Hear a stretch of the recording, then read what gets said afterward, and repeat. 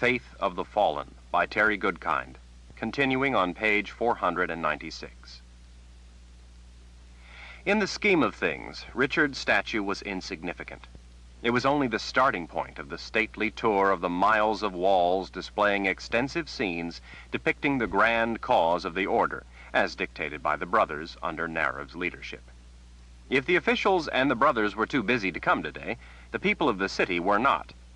Most would probably attend the events of the next day, but they wanted to get a sense of the place for themselves first, without the boring speeches that would drag out the ceremony.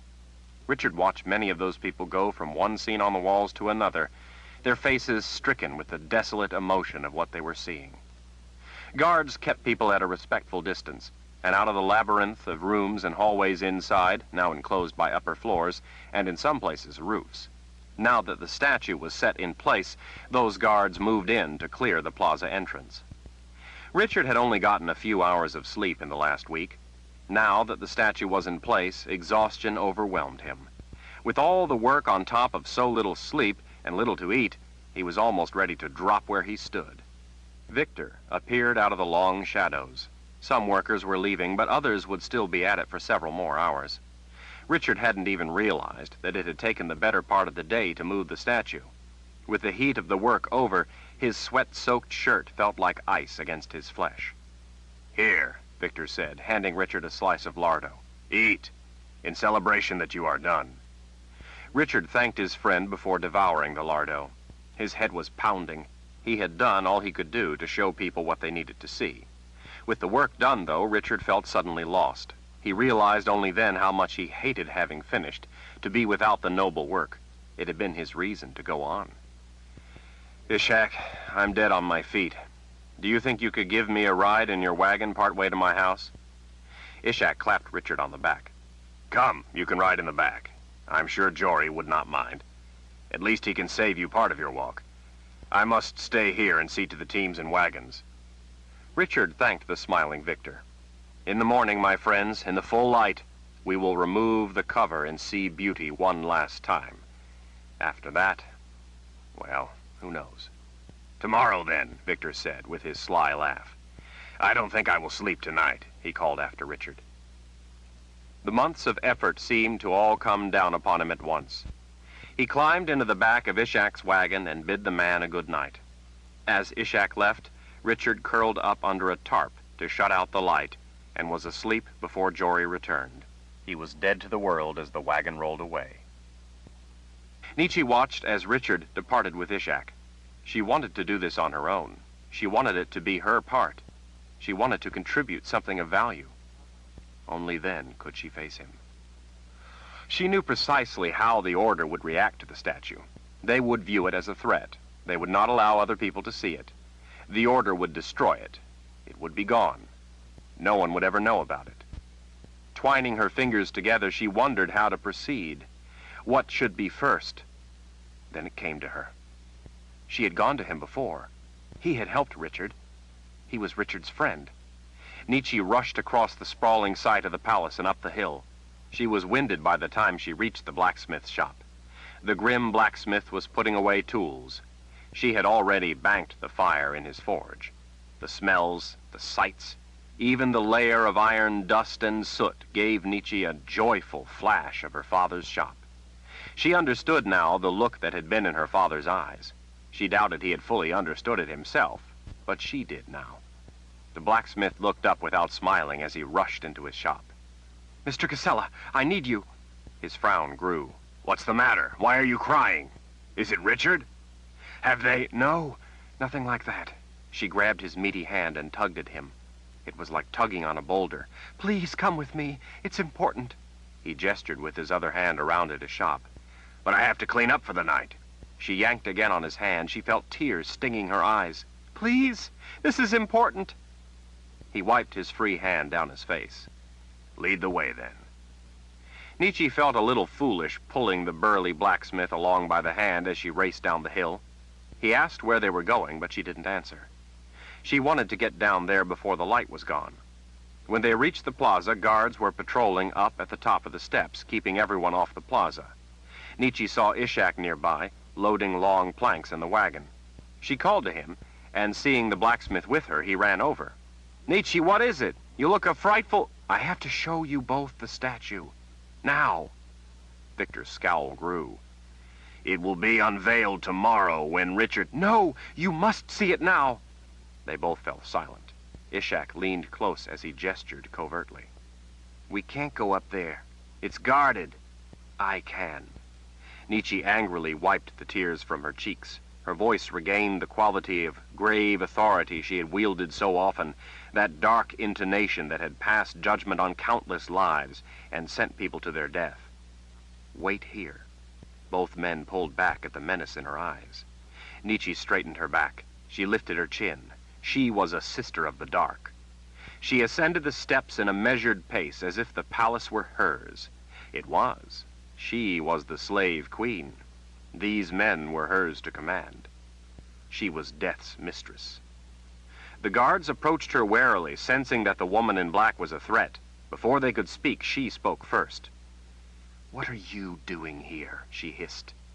"What are we doing here?" one asked. "We're guarding the Emperor's palace. That's what we're doing." "How dare you talk back to me? Do you know who I am?" "Well, I don't think I—" "Death's mistress. Perhaps you have heard of me." All dozen men straightened. She saw their eyes take in the black dress again, then her long blonde hair, her blue eyes. By their reaction to what they saw, it was obvious to Nietzsche that her reputation preceded her. Before they could say another word, she spoke again. "And what do you suppose Emperor Jigang's consort is doing here? Do you suppose I came without my master? Of course not, you idiots." "The Emperor," several mumbled together in shock. "That's right. The Emperor is arriving for the dedication tomorrow. I have come to make my own examination first. And what do I find? Idiots! Here you stand with your thumbs in your ears, while you should be standing to greet His Excellency as he arrives into the city mere hours from now." The guard's eyes widened. "But no one told us. Where is he coming in? We haven't been informed." "And do you suppose a man as important as Jigang wishes his whereabouts to be known for any assassin in the neighborhood to find him? And if there are assassins about, here you fools stand." All the men bowed urgently. "Where?" the sergeant asked. "Where is His Excellency arriving?" "He's arriving from the north." The man licked his lips. But which road from the north? There are any number of routes." Nietzsche planted her fists on her hips. "Do you suppose His Excellency is going to announce his route beforehand? And to the likes of you? If only one road was guarded, then any assassin would know where to expect the Emperor, now wouldn't they? All the roads are to be guarded, and here you stand instead." The men bobbed and bowed nervously, wanting to leave to do their duty, but not knowing where to go. Nietzsche gritted her teeth and leaned toward the sergeant. "Get your men out to one of the north roads, now. That is your duty. All the roads are to be guarded. Pick one." The men bowed repeatedly as they sidestepped away. After scurrying only a few feet, they broke into a dead run. She watched them collect other guards as they went. As they vanished out of the plaza, Nietzsche turned to the two startled men. They climbed the stairs, now unhindered by guards. Some of the people treading the cobblestone paths, come to look at the carvings on the walls, had heard yelling and turned to watch what she was doing. Women on their knees, praying up at the carvings in stone of the light shining down on depraved people, looked over their shoulders. As Victor and Ishak reached the top of the plaza, Nietzsche untied the line, grabbed the linen in her fists, and ripped the shroud off the statue. Both men stopped in their tracks. In a half circle around the plaza, the walls were covered with the story of man's inadequacy. All around them, man was shown small, depraved, deformed, impotent, terrified, cruel, mindless, wicked, greedy, corrupt, and sinful. He was depicted forever torn between otherworldly forces controlling every aspect of his miserable existence. An existence incomprehensible in its cauldron of churning evil, with death his only escape into salvation. Those who had found virtue in this world under the protection of the Creator's light looked lifeless, their faces without emotion, without awareness, their bodies as unbending as cadavers.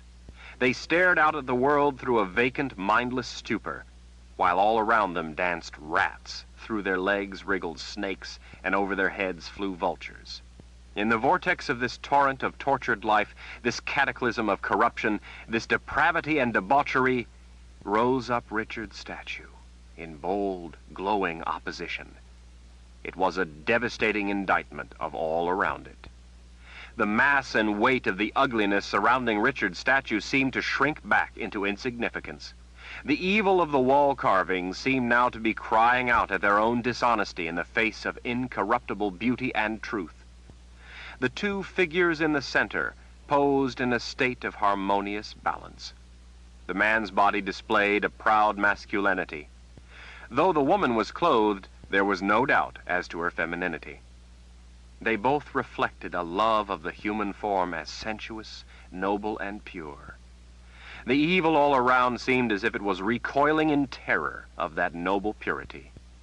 More than that, though, Richard's statue existed without conflict. The figures showed awareness, rationality, and purpose. This was a manifestation of human power, ability, intent. This was life, lived for its own sake. This was mankind standing proudly of his own free will. This was exactly what the single word at the bottom named it: life.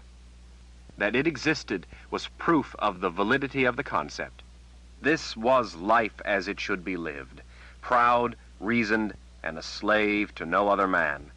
This was the rightful exaltation of the individual, the nobility of the human spirit. Everything on the walls all around offered death as its answer. This offered life. Victor and Ishak were on their knees, weeping. The blacksmith lifted his arms up toward the statue before him, laughing as tears ran down his face. "He did it. He has done as he said he would. Flesh in stone, nobility, beauty." People who had come to see the other carvings now began gathering to see what stood in the center of the plaza. They stared with wide eyes, many seeing for the first time the concept of man as virtuous in his own right. The statement was so powerful that it alone invalidated everything up on the walls. That it had been carved by man underscored its veracity. Many of them saw it with the same understanding Nietzsche had. The carvers wandered away from their work to come see what stood in the plaza. The masons came down from the scaffolding. The tenders set down their mortar buckets. The carpenters climbed down from their work at setting beams. The tilers laid aside their chisels. The drivers picketed their horses. Men digging and planting the surrounding grounds set down their shovels. They came from all directions toward the statue in the plaza. People flowed up the steps in ever-expanding ranks. They flooded around the statue, gazing in awe. Many fell to their knees, weeping, not in misery as they had before, but with joy. Many, like the blacksmith, laughed as tears of delight ran down their happy faces. A few covered their eyes in fear. As people took it in, they began to run off to get others. Soon men were coming down from the shops on the hill to see what stood in the plaza. Men and women who had come to watch the construction now ran off home to get loved ones, to bring them to see what stood at the emperor's palace. It was something the like of which most of these people had never in their lives seen. It was vision to the blind. It was water to the thirsty. It was life to the dying. Chapter 66. Kaylin pulled her map out and took a quick look. It was hard to tell for sure. She glanced up and down the road and noted that the other buildings were not quite as well kept. "What do you think?" Kara asked in a low voice. Kaylin slipped the map back inside her mantle. She snugged the fur up over her shoulders a little, making sure it covered the hilt of Richard's sword she wore strapped behind her shoulder. Her own sword was hidden under a cloak. At least the sun had just gone down. "I don't know. We don't have much light left. I guess there's only one way to be sure."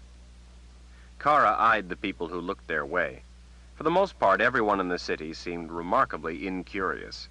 With their horses stabled outside of the city, there would not be any swift escape if they needed to get away. The general indifference of people, though, somewhat eased Kaylin's concern. They had decided to simply be as aloof and casual as possible. She had thought they looked pretty simple in their traveling clothes, but in a place as drab as all Tuarong, the two of them had a hard time being inconspicuous.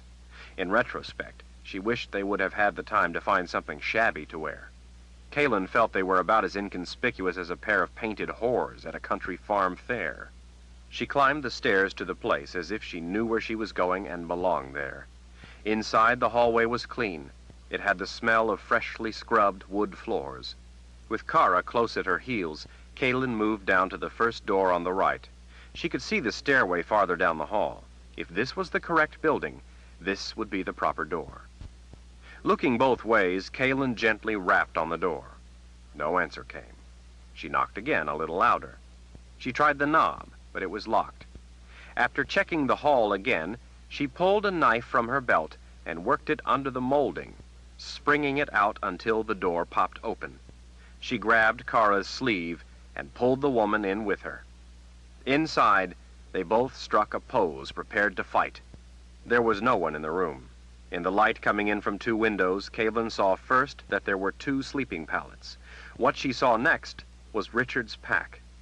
Kneeling on the floor in the far corner, she flipped back the flap and saw his things inside.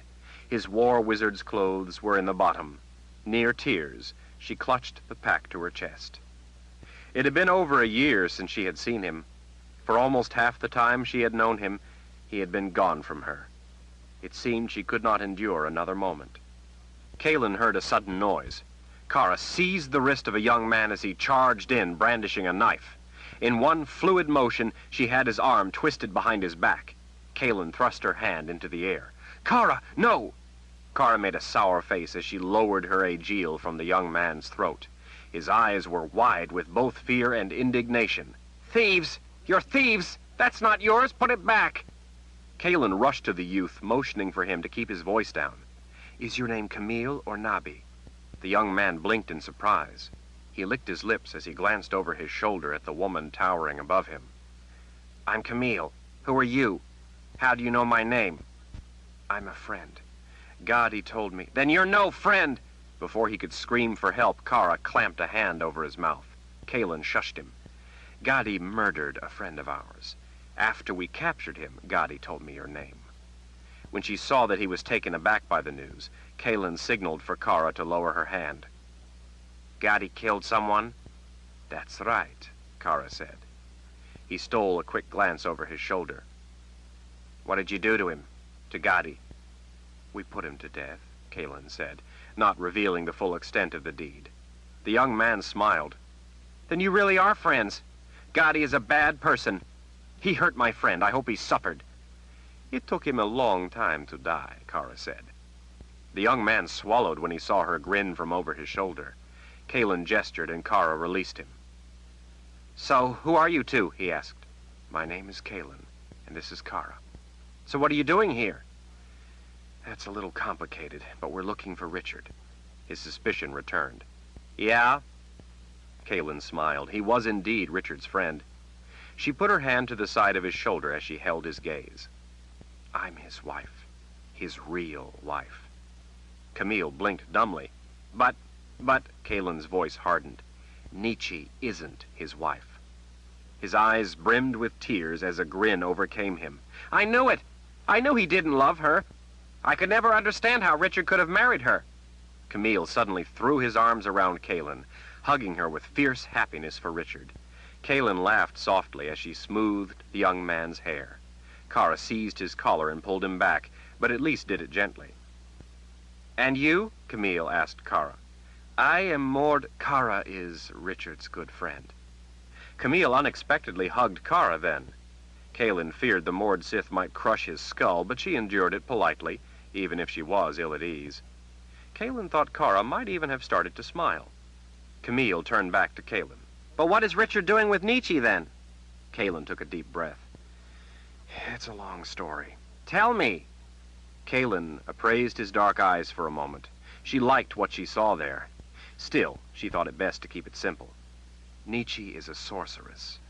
She used magic to force Richard to go with her. "Magic? What magic?" he pressed without pause. Kaylin took another breath. "She could have used her magic to hurt me, kill me, if Richard didn't agree to go with her." Camille gazed skyward as he thought it over. He finally nodded. "That makes sense. That's the kind of man Richard is. He would do anything to save the woman he loved." I knew he didn't love Nietzsche. And how did you know that? Camille gestured at the two pallets. He didn't sleep with her. I bet he slept with you when you were together. Calen could feel her face flushing at his boldness. How do you know that? I don't know. He scratched his head. You just look like you belong with him. When you say his name, I can see how you care for him. Calen couldn't help but smile through her weariness. They had been riding at a breakneck pace for weeks. They had lost a few horses along the way and had to acquire others. They had gone with little sleep for the last week. She had trouble even thinking straight. So do you know where Richard is now? Calen asked. At work, I'm sure. He usually comes home about now. Unless he has to work at night, too. Calen briefly scanned the room. What about Nietzsche? I don't know. She may have gone to buy bread or something. It's a little funny. She's usually home long before now. She almost always has dinner ready for Richard. Calen's gaze drifted through the darkening room, from table to basin to cupboard. She would hate to leave, only to have him show up a minute after she left. Camille thought it was odd that Nietzsche wasn't home. That they were both gone was troubling. Where does he work? Calen asked. At the site. Site? What site? Camille gestured into the distance. Out at the Emperor's new palace they're building. Tomorrow's the big dedication. The new palace is done? Oh, no, it's years and years from being done. It's only started, really. But they are going to dedicate it to the Creator now. A lot of people have come to Al-Tur-Rong for the ceremony. Richard is a laborer helping build the palace? Camille nodded. He's a carver. At least he is now. He used to work at Ishak's transport company. But then he got arrested. Calen seized him by the shirt. He was arrested? They tortured him? Camille's eyes turned away from her frantic expression. I gave Nietzsche my money so she could get in to see him. She and Ishak and Victor the blacksmith got him out. He was hurt bad. When he got better, the officials made him take a job carving. Camille's words spun through her head. The ones that floated above all the rest were that Richard had recovered. He carves statues now? Camille nodded again. He carves people in stone to decorate the walls of the palace. He helps me with my own carvings. I can show you out back. Wonder of wonders, Richard carving. But all the carvings they had seen in the old world were grotesque. Richard would not like to carve such ugliness. Obviously, he had no choice. Maybe later. Calen rubbed her fingers across her brow as she considered what to do. Can you take me there now, to the site where Richard works? Yes, if you'd like. But don't you want to wait to see if he comes home first? He may be home soon. You said he works at night sometimes. For the last few months, he worked at night a lot. He's carving some special statue for them. Camille's face brightened. He told me to go tomorrow to see it. With the dedication tomorrow, it may be he's still finishing it. I've never seen where he works, but Victor the blacksmith may know. We should go see this blacksmith, then. Camille scratched his head again as his expression turned to disappointment. But the blacksmith will be gone for the night. Is there anyone else out there now? There may be a lot of people there. Crowds go out there to see the place. I've gone out there myself, and tonight there may be more than usual because of tomorrow's ceremony. That might be just what they needed. They wouldn't look so out of place searching the area for Richard if there were crowds out there. It would give them an excuse to look around. We'll give him an hour, Calen said. If he doesn't return by then it's most likely because he's working. If he doesn't come back, we'll have to go out there and look for him. What if Nietzsche shows up? Kara asked. Camille waved his hand to dismiss their concern. I'll go out on the front steps and watch for Nietzsche. You two can wait in here, where no one will see you. I'll come warn you if I see Nietzsche coming up the street. I can always take you out the back way if I see her returning home. Calen laid a hand over his shoulder and gave it a squeeze. That sounds good to me, Camille. We'll wait in here. Camille hurried out to his guard post. Calen glanced around the tiny room. Why don't you get some sleep? Kara said. I'll stand guard. You stood guard last. Calen was exhausted. She glanced down at the sleeping pallet closest to Richard's things, then nodded. She lay down on his bed. The room was getting dark. Just being where he slept was a comfort. Being so close but so far, she couldn't fall asleep. Nietzsche's heart sank when she saw that Richard wasn't in their room. Camille was nowhere to be found. She had felt so good out at the site watching all the people come to see Richard's statue. Throngs of people had come to see it and had been uplifted. Some had been angered by it. She, of all people, understood that. Still, Nietzsche could hardly believe the hateful reaction of some people to such beauty. Some people hated life. She understood that, too. There were those who refused to see, who didn't want to see. Other people, though, had a reaction much like hers. It had all come clear for her. For the first time in her life, life made sense. Richard had tried to tell her, but she hadn't listened. She had heard the truth before, too, but others, her mother, Brother Narev, the Order, had shouted it down and shamed her out of listening. Her mother had trained her well, and from the first day she had seen Brother Narev, Nietzsche had been a soldier in the Order's army. When she saw the statue, she at last saw the truth she had always refused to see, suddenly and clearly standing before her. This was the valid vision of life for which she had hungered, yet which she had evaded her entire life. She understood now why life had seemed so empty, so pointless. She herself had rendered it so in refusing to think. Nietzsche had been a slave to every one of need. She had given her masters their only real weapon against her. She had surrendered to their twisted lies by putting the crippling chains of guilt around her own neck for them, giving herself freely into slavery to the whims and wishes of others instead of living her life as she should have for herself. She had never asked why it was right for her to be a slave to another's desires, but not evil for them to enslave her. She was not contributing to the betterment of mankind, but was merely a servant to countless puling little tyrants. Evil was not one large entity, but a ceaseless torrent of small wrongs left unchallenged until they festered into monsters. She had lived her whole life on shifting quicksand, where reason and the intellect were not to be trusted, where only faith was valid and blind faith was sacred. She herself had enforced mindless conformity to that empty evil. She had helped bring everyone together so they might have one collective neck around which the worst among men in the name of good could put their leash. Richard had answered their tower of empty lies in one righteously beautiful statement for all to see, and had punctuated it with the simple words on the back of the bronze sundial. Her life was hers to live by right. She belonged to no one.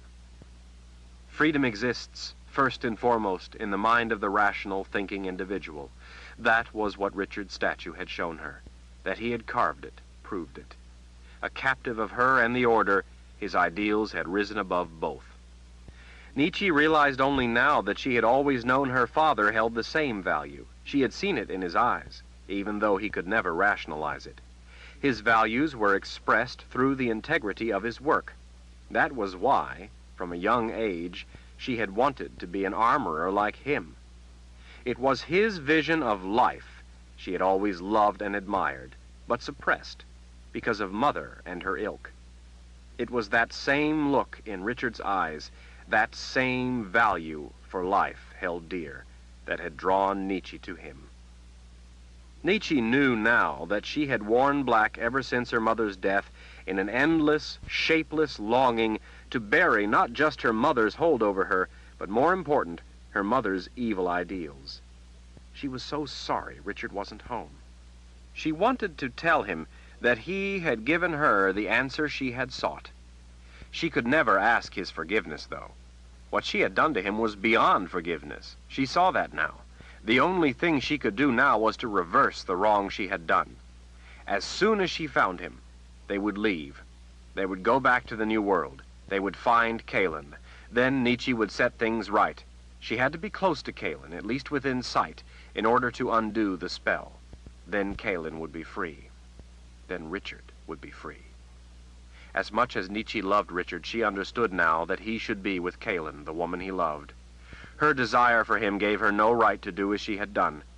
She had no right to another's life, as they had no right to hers. Nietzsche lay down in her bed and wept at the thought of the outrage she had done to them both. She was overcome with shame. She had been so blind for so long. She could not believe how she had thrown her entire life away fighting for evil just because it claimed to be good. She truly had been a sister of the dark. She at least could work to correct the harm she had caused. Kalen could hardly believe the size of the crowd. By the light of the moon brightening the thin layer of hazy clouds, and by torches here and there throughout the valley, it looked like the open area, as far as she could see, was packed with people. The numbers had to be in the hundreds of thousands. Thunderstruck, Camille threw up his arms. "It's the middle of the night! I've never seen so many people out here! What are they all doing here?" "How would we know?" Kara sniped. She was in a foul mood, unhappy that they hadn't found Richard yet. The city had been crowded with people, too. With the city guards prowling the streets, uneasy about all the late-night activity, it had been necessary to restrain their eagerness in favor of caution. It had taken them hours to get out to the site by way of back streets, dark roads, and Camille's guided tour of alleyways. The lad pointed. "It's up there." They followed him up a road lined with workshops, most closed up and dark. A few had men inside, still working at benches by the light of lamps or candles. Kalen reached under her cloak and curled her fingers around the hilt of her sword when she saw a man running in their direction. He saw them and skidded to a halt. "Have you seen it?" "Seen what?" Kalen asked. He pointed excitedly. "Down at the palace, in the plaza." He started running again. He called behind as he went, "I have to go get my wife and sons! They have to see it!" Kalen and Kara shared a look in the near darkness. Camille ran over to a shop and tugged on a door, but it was shut up tight. "Victor isn't here." His voice couldn't conceal his disappointment. "It's too late." "Do you know what's down in the plaza?" Kalen asked him. He thought a moment. "The plaza? I know the place, but... Wait, that's where Richard told me to go. The plaza. He said to go to the plaza tomorrow." "Let's go down there now and have a look," Kalen said. Camille waved a hand, pointing. "This is the shortest way, down the hill behind the blacksmith shop." So jammed was the place with people that it took them over an hour just to make it down the hill and across the expanse of grounds around the palace. Even though it was the middle of the night, more people kept arriving all the time. Once they reached the palace, Kalen discovered that they couldn't get to the plaza. There was a huge mob of people stretching back forever along the front wall, waiting to go up to the plaza. When Kalen, Kara, and Camille tried to go around and get up there to see what was going on, it nearly started a riot. People had been waiting a long time to reach the plaza, and they didn't like having others try to push ahead. Kalen saw several men try to get ahead by going around the waiting crowd. They were set upon by the mob. Kara pulled her hand out from under her cloak and casually showed Kalen her agile. Kalen shook her head. "Long odds with Jagang's army are one thing, but the three of us against a few 100,000 does not sound good to me." "Really?" Kara asked. "I thought it roughly even." Kalen only smiled. Even Kara knew better than to go up against a mob. Camille frowned in puzzlement at Kara's humor. When they found the back of the line, they melted in. It wasn't long before the line behind them grew so large that they could no longer see the back end winding out into the grounds. The people all around seemed filled with a strange kind of nervous expectancy. A round woman in front, bundled up in little more than rags, turned a plump grin on them. She held out what looked like a loaf of bread. "Would you like some?" she asked. "Thank you, no," Kalen said. "But that's very kind of you to offer." "I've never made such an offer before," the woman giggled. "Seems the right thing to do now, doesn't it?" Kalen had no idea what the woman was talking about, but said, "Yes, it does." Throughout the night, the line inched along. Kalen's back ached painfully. She even saw Kara grimace as she stretched. "I still think we just ought to draw weapons and get up there," Kara finally complained. Kalen leaned in close. "What difference does it make? Where have we to go before morning? When morning comes, we can go up to the blacksmith's place or to the carving areas over there and hopefully find Richard. But we can do nothing tonight." "Maybe he will be at his room now." "You want to run into Nietzsche again? You know what she's capable of. The next time we may not be so lucky to escape. We haven't come all this way to battle her. I just want to see Richard. Even if Richard goes back there, and we don't know that he will, we do know he's got to return here in the morning." "I suppose," Kara grouched. The sky was taking on a faint reddish glow by the time they made it to the foot of the marble steps. They could hear moaning and wailing up ahead. Kalen couldn't see the cause, but people up on the plaza were weeping freely. Oddly enough, some people could be heard to laugh joyfully. A few others cursed, as if they had been robbed of their life savings at the point of a knife. As they slowly made their way up the steps, Kalen and Kara tried to stay low behind the people surrounding them so as not to draw attention to themselves. The plaza above was lit by dozens of torches, their flickering light giving an indication of the vastness of the crowds. The smell of the burning pitch mixed sourly with the stale sweat of the packed multitude. Through a momentary gap between people in front of her, Kalen snatched a quick glance ahead. She blinked at what she saw, but it was gone almost as fast as she saw it, screened by the throng. The people ahead wept. Some it sounded with joy. Kalen began to make out the polite voices of men asking the crowd to keep moving, imploring them to give others a chance. The ragtag collection of people steadily advanced up onto the white marble of the plaza like beggars at a coronation. The torchlight was finally being replaced by radiant daylight as the sun cleared the horizon. Golden rays washed the face of the palace. The scenes carved in the stone up on the walls were disturbing. If they were any different from the others she had seen in the old world, it was only in that they were more gruesome, more horrifying, more desolately hopeless, and more plentiful. Kalen's mind played over the lines of her statue of spirit. The idea of Richard having to carve such things as she saw up on the walls sickened her. She felt a sense of gloom overcoming her. This was the order: pain, suffering, death. This was what was in store for the new world at the hands of these monsters. She couldn't take her eyes from the scenes on the walls, from the fate that awaited the people of her homeland, the fate so many blindly embraced. Then all of a sudden, as the people shuffled around and passed, Kalen beheld the white marble figures rising up before her. The sight took her breath in a gasp. The rays of dawn lit them as if the sun itself had risen just to caress the lustrous forms in all their glory. Kara gripped Kalen's arm, her fingers digging in painfully as she too was taken by the sight. The statue of the man and woman seized Kalen's imagination with their nobility of spirit. She felt tears run down her cheeks, and then she was weeping openly, like the people around her, at the majesty, the dignity, the beauty of what stood before her. It was everything the carvings on the walls all around were not. It offered freely everything they denied. Life, it said at the base. Kalen had to gasp through her tears to draw breath. She clutched at Kara's arm, and Kara clutched at hers, the two of them holding on to each other for support as the crowd swept them along in a current of shared emotion. The man in the statue was not Richard, but there was much of Richard in it. The woman was not Kalen, but there was enough of her form in it that Kalen felt her face flushing at others seeing it. "Please look and move along so that others may view it too," the men at the sides kept calling. They weren't wearing uniforms. They were as tattered-looking as everyone else. They appeared to be ordinary citizens who had just stepped in to help. The woman who had offered the bread fell to her knees in wailing. Arms respectfully lifted her and helped her to move on. The woman living in the old world had probably never seen a thing of such beauty. As Kalen shuffled around the statue, unable to take her eyes from it, she reached out to touch it, as did everyone else. As she was carried past, her fingers met the smooth flesh in stone, knowing it was also where Richard's fingers had been. She wept all the harder.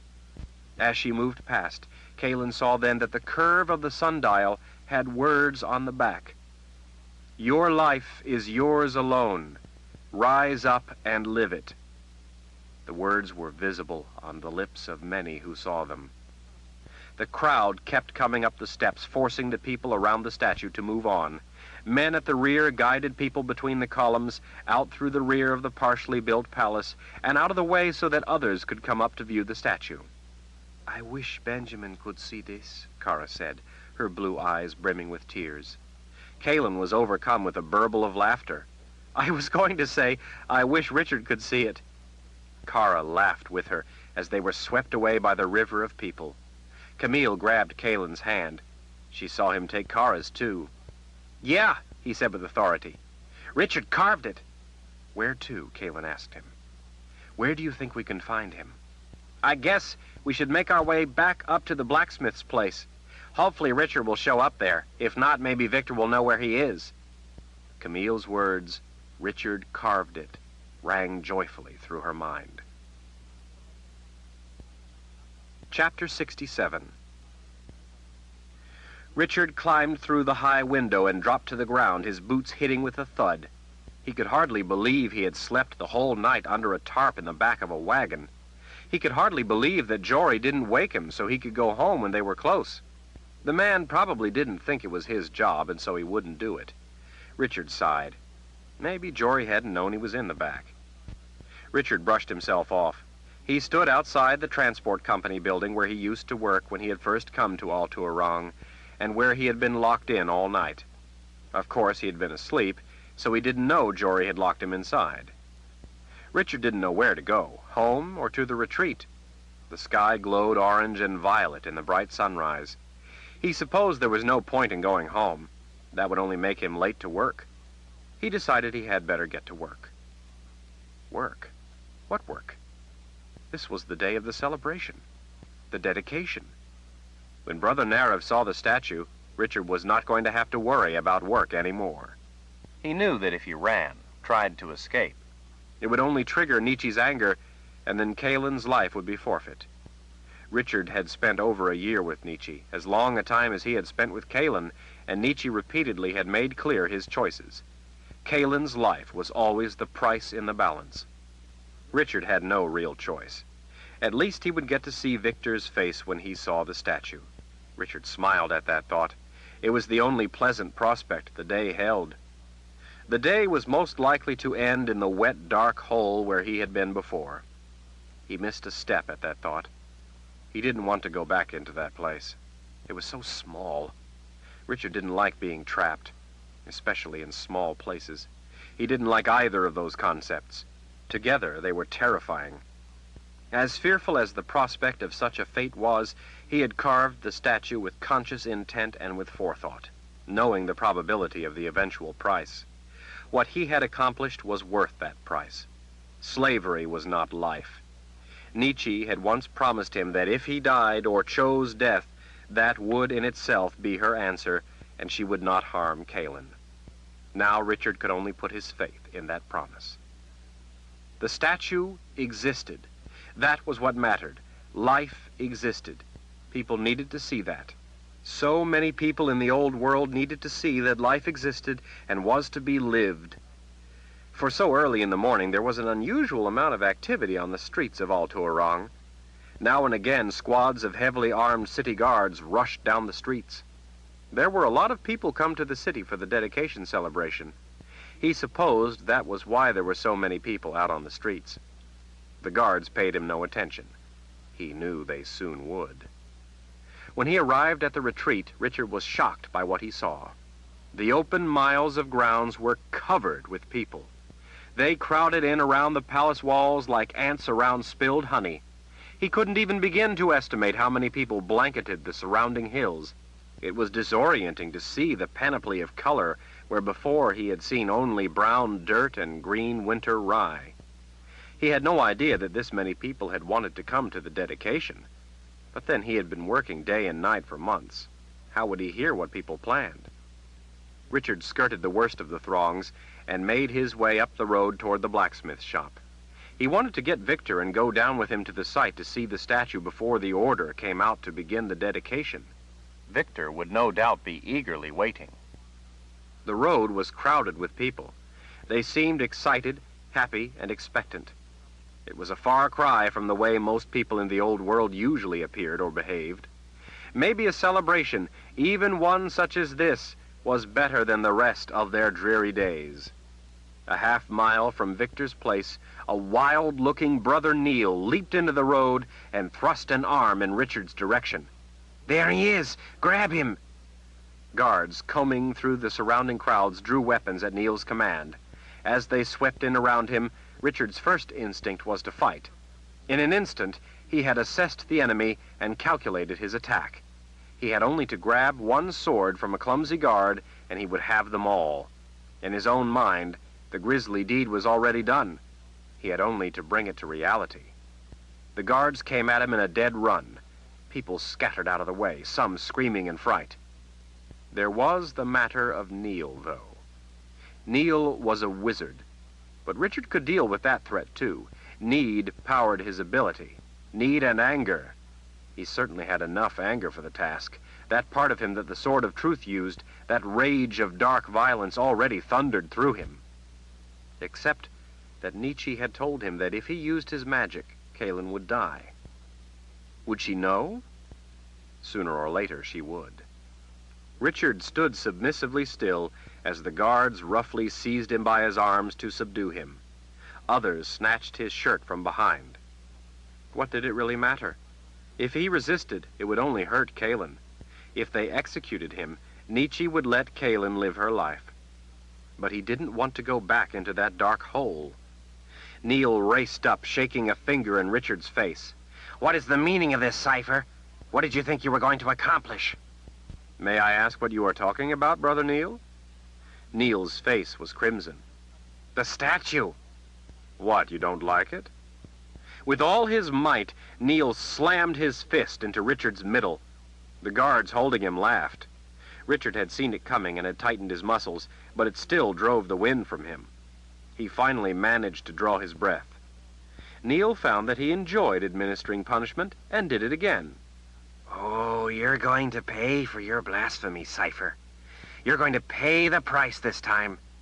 You'll confess to it all before we are done, but first you'll watch your wicked perversion destroyed. Neil, his face twisted with superior, self-righteous indignation, gestured to the burly guards. Let's get him down there, and don't be shy about making way through the crowd. By mid-morning, Kaelin's hopes of the blacksmith showing up had all but vanished. I'm sorry, Camille said after looking glum as he watched her pace. I don't know why Victor isn't here. I thought he would be, I really did. Kaelin finally halted and gave the worried lad a pat on the shoulder. I know you did, Camille.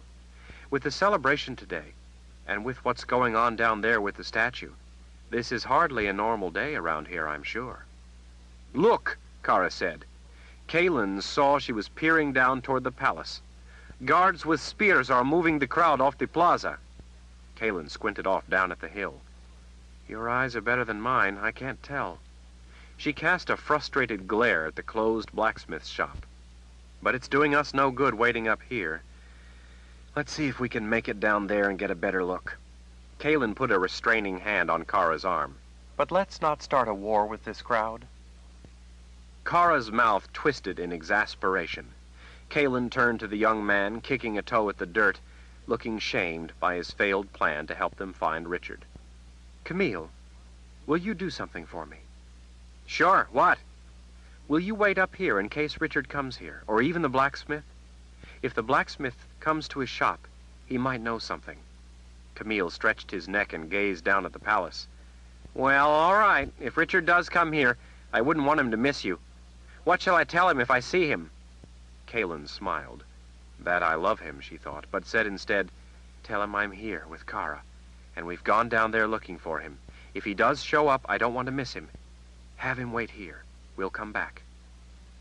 Kaelin thought they could make it down to the plaza to have a look, but everyone else seemed to have the same idea. It took forever just to make it down the hill to the grounds. The closer they got, the tighter the people were jammed together. Kaelin's progress ground to a halt. It was a struggle just to keep contact with Kara. Everyone in the crowd seemed intent on squeezing forward toward the plaza. More people crushed in all the time. Kaelin soon realized that she and Kara were trapped in the press of people. The conversation on everyone's lips was about only one thing: the statue. It was late in the day by the time Nietzsche had worked herself partway toward the plaza. Every inch gained had been a struggle. She was close enough to see the people up around the statue, but she could get no closer. Try as she might, she could not make any more headway. Just like her, everyone else wanted to get closer too. They were pressing up against her, pinning her arms. It was at times a frightening, helpless feeling. She managed to pull one arm free so she could help herself maintain her balance. It came to her that to fall in such circumstances could be fatal. If only she had her power. Her own arrogance had driven her to trading it away. What she had gotten in return, though, was life. But it had cost Richard and Kaylin their freedom. Nietzsche couldn't simply withdraw her power from the link in order to have use of her gift again, or Kaylin would die. Nietzsche didn't want her life at the cost of another's. That was what she had come to understand was true evil. Nietzsche had searched for Richard. She hadn't found him. She hadn't been able to find the blacksmith, Mr. Casella, or Ishak either. As soon as she could find Richard, she could tell him that she had been wrong, and then they could leave all to her wrong. She wanted so much to see his face when she told him she was taking him back to Kaylin and that she was going to reverse the spell. Of all people, they were the last who should have to suffer for what Nietzsche had learned. The only place left that she could think to look for him was at the statue. He might be there. Try as she might, though, she couldn't get any closer. Now she realized that she probably couldn't even extract herself from the crush of hundreds of thousands of people around her. There had to be well over 500,000 people in the huge throng around the palace. And then, Nietzsche saw Brother Narev and his disciples appear up on the plaza, all in their dark brown robes. Brother Narev, in his creased cap, the rest with their faces hidden in deeply cowled hoods. Crowding the rear of the plaza were a few hundred officials of the order who had traveled in to attend the palace dedication. Important men all. If only she had her power, she could have killed them where they stood. It was then that she caught a fleeting glimpse of Richard behind the officials, with guards surrounding him. The whole central area around the plaza was thick with the surly guards. Brother Narev stepped out to the edge of the plaza, all angles under dark robes. Beneath his creased cap, beneath his hooded brow, his dark gaze swept the assembly. The people were in a noisy, emotional state. Brother Narev did not look pleased, but then Brother Narev never looked pleased. Pleasure, he would say, was wicked. He raised his arms, commanding silence. When the crowd quieted, he began in that terrible, grating voice of his, a voice that had haunted her from that day in her house when she was little, that voice that she had allowed to rule her mind, that voice that, along with her mother's, had done her thinking for her. Fellow citizens of the order, we have a special event planned for you today. Today we bring you the spectacle of temptation and more. His arm glided back toward the statue. His long, thin fingers opened. His voice rumbled with revulsion. Evil itself. The crowd murmured uneasily. Brother Narev smiled, the thin slash of his mouth pleating back his hollow cheeks as he grinned like death's own skull. His eyes were as dark as his robes. The setting sun was fleeing the scene, taking clarity, leaving behind the tremors of flickering light from the dozens of torches to cast their flickering orange light across the massive columns towering behind the plaza, and the weak light of the moon to wash the faces of the grim officials. The air, so cloying with the heavy sense of the crowd, had turned chill. Fellow citizens of the order, Brother Narev said in a voice that Nietzsche thought might crack the stone walls. Today you will see what happens to evil when confronted by the virtue of the order. He hooked a skeletal finger, signaling behind the heads of the officials. Guards muscled Richard forward.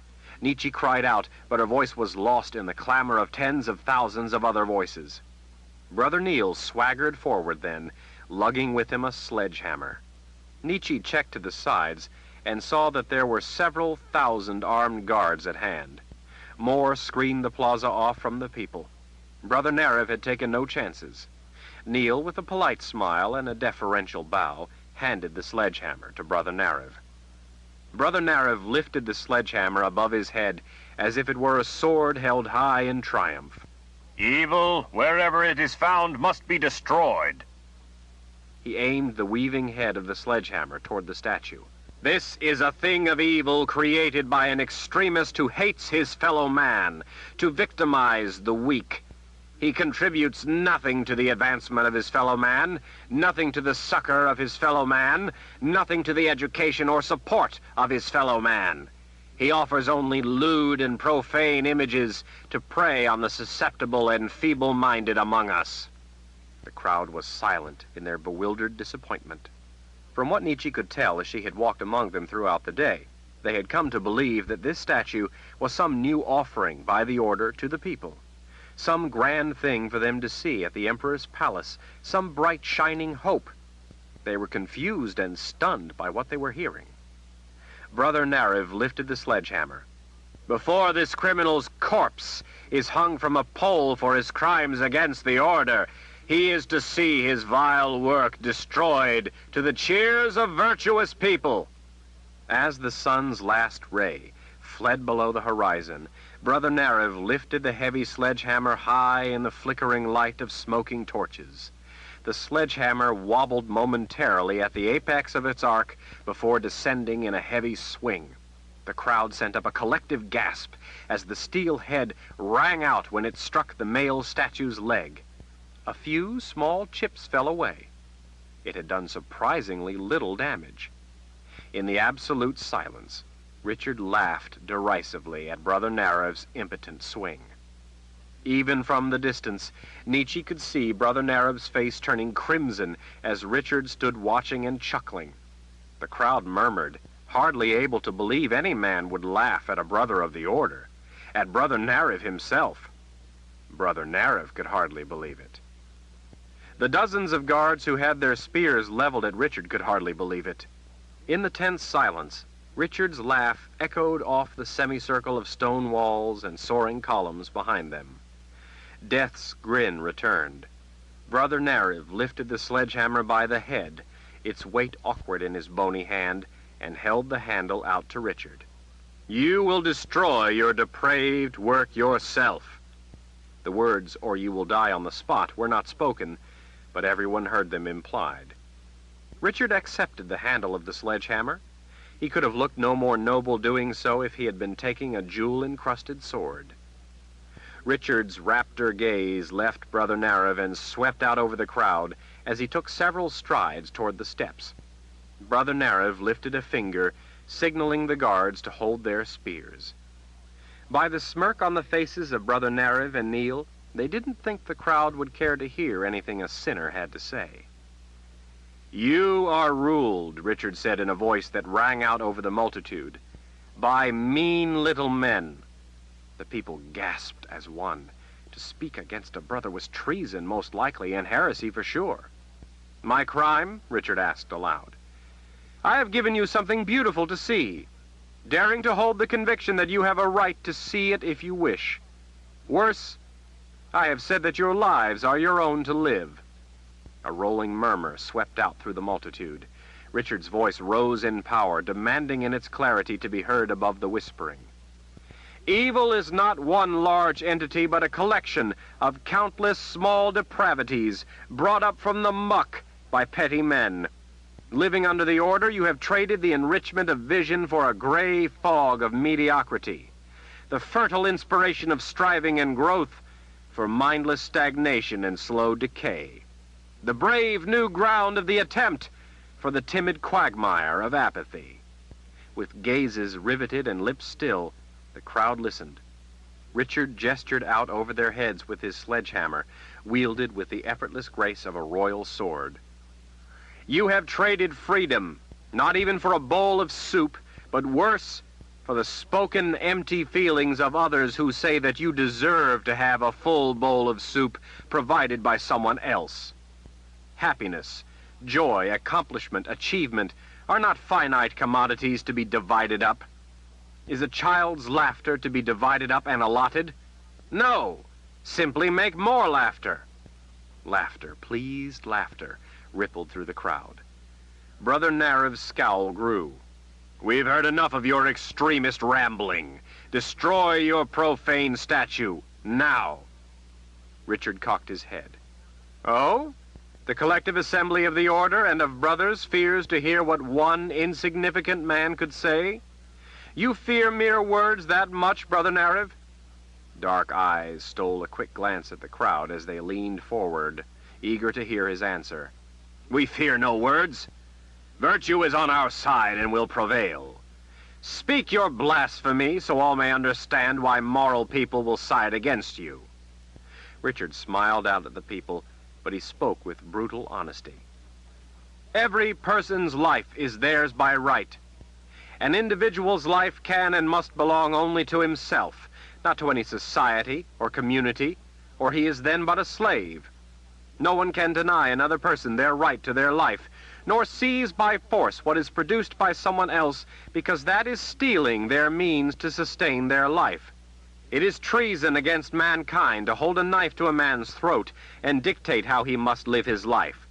No society can be more important than the individuals who compose it, or else you ascribe supreme importance not to man, but to any notion that strikes the fancy of that society, at a never-ending cost of lives. Reason and reality are the only means to just laws. Mindless wishes, if given sovereignty, become deadly masters. Surrendering reason to faith in these men sanctions their use of force to enslave you, to murder you. You have the power to decide how you will live your life. These mean little men up here are but cockroaches, if you say they are. They have no power to control you but that which you grant them. Richard pointed with the sledgehammer back at the statue. This is life, your life, to live as you choose. He swept the head of the sledgehammer in an arc, pointing out the carvings up on the walls. This is what the Order offers you, death. We've heard enough of your blasphemy, Brother Nariff shrieked. Destroy your evil creation now or die. The spears rose. Richard calmly swept a fearless glance around at the guards, then stepped to his statue. Nietzsche's heart was pounding against her ribs. She didn't want it destroyed. It was too good to destroy. This couldn't be happening.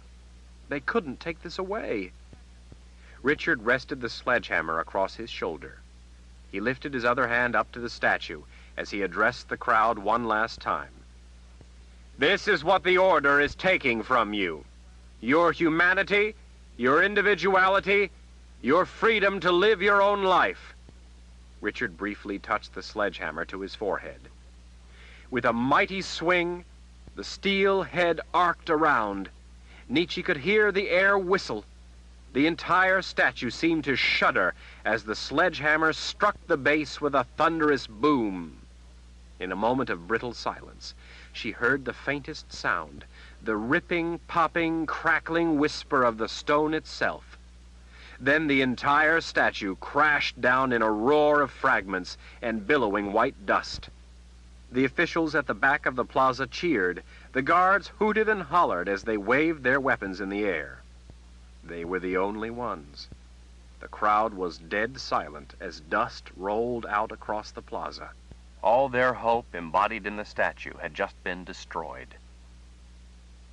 Nietzsche stared in a daze. Her throat constricted with the agony of it. Her eyes watered. They all watched, as if having just witnessed a tragic, pointless death.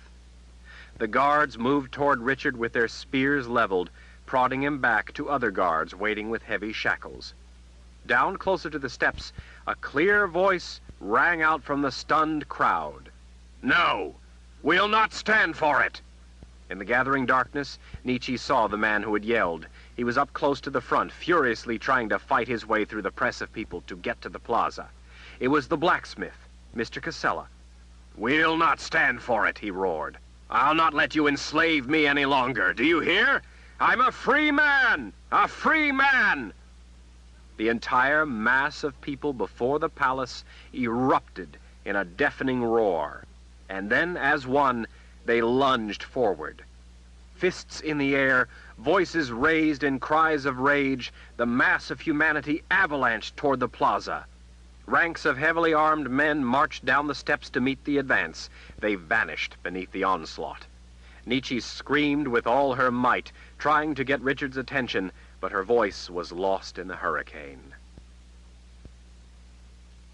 Chapter 68. Richard didn't know what stunned him more, to see his statue in rubble, or to see the crowd charging up the steps after Victor had declared himself a free man. The mob rolled without pause over armed guards descending the steps to meet them. A number of people fell wounded or killed. The bodies were trampled beneath the surge of people. Those in front couldn't stop if they wanted to. The weight of tens of thousands behind them propelled them onward, but they didn't want to stop. The roar was deafening. The brothers panicked. The officials in the rear panicked. The few thousand armed guards panicked. In that instant, the nature of the world transformed from the omnipotent power of the order assembled on the plaza to every man for himself. Richard wanted Brother Nariv. He saw instead armed men rushing in at him. Richard swung and buried the head of the sledgehammer in the chest of a man who came at him with sword raised high.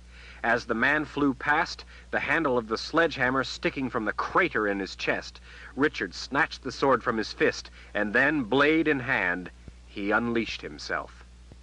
A small group of guards saw fit to protect the brothers. Richard charged into them, cutting with every stroke. Every slash or thrust took a man down. But guards were not what Richard was mainly interested in.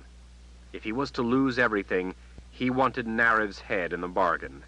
As he fought his way through the chaos of people crushing into the plaza, he couldn't find Brother Nariv anywhere. Victor appeared out of the melee, gripping a brother by the hair. Other men had joined Victor, and each had a hand on the brother. The burly blacksmith wore a scowl that would bend iron. The brother's eyes were rolling around as if he'd been hit on the head and couldn't gather his senses. "Richard!" Victor called out. The men, some still grasping the brother's brown robes, rushed in around Richard. They stood in a sweep around him, 10 or 15 deep. "What should we do with him?" one man asked. Richard glanced around at all the people. He saw men he knew from the sight. Priska was among them, and Ishak, too. "Why ask me? It's your revolt." He met the eyes of the men with challenge. "What do you think you should do with him?" "You tell us, Richard," one of the carvers said. Richard shook his head. "No, you tell me what you intend to do with him. But you should know this man is a wizard. When he comes around, he's going to start killing people. This is a matter of life and death, and he knows it. Do you? This is about your lives. It is for you to decide what to do, not me." "We want you with us this time, Richard," Priska called out. "But if you still won't join us, then we're having our lives back, having this revolt without you. That's the way it's going to be." The men all shook their fists as they yelled their agreement. Victor hugged the groggy brother to his chest and wrenched his head until his neck broke. The limp body slipped to the floor. "And that's what we intend to do with him," Victor said.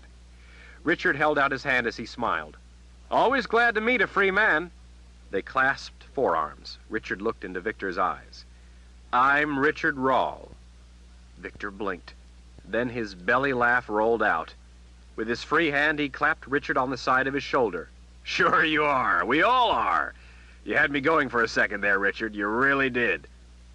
The press of the crowd drove them back to the columns.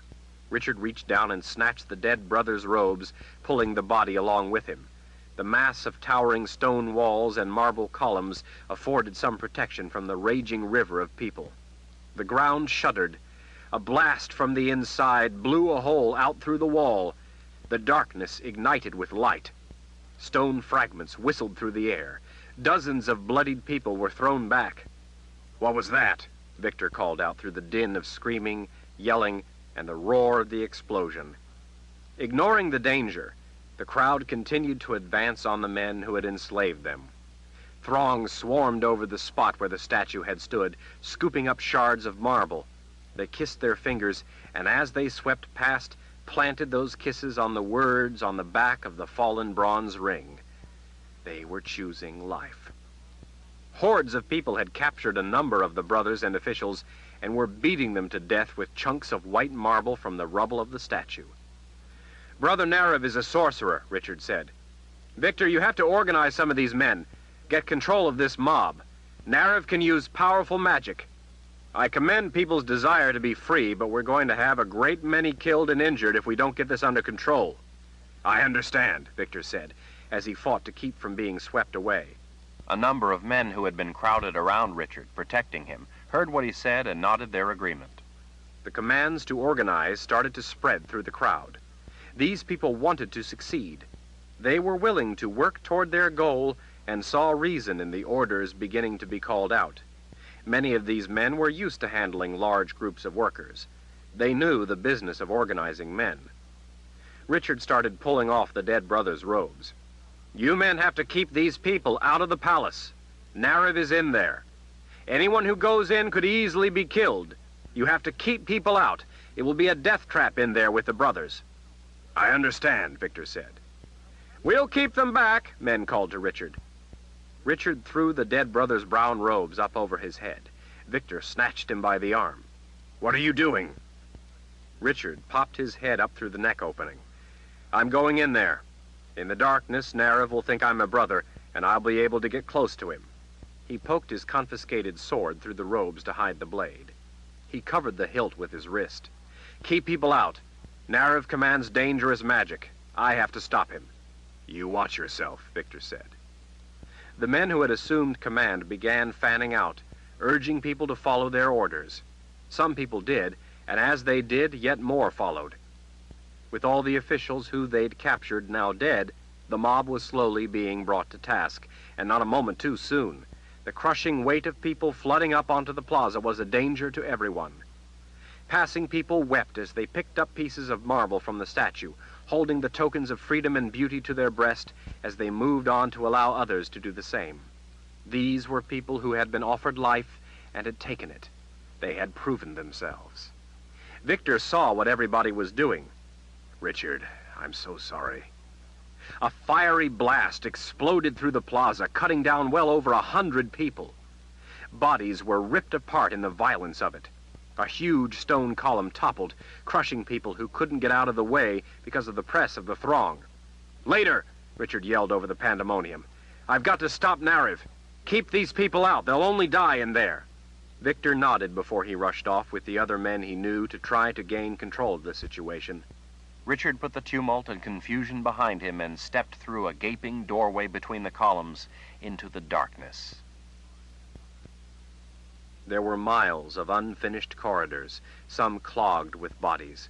In the first crush, as the people swept up onto the plaza, they had chased brothers and officials into the labyrinth of the palace. Many of those people had been unfortunate enough to find Brother Nariv.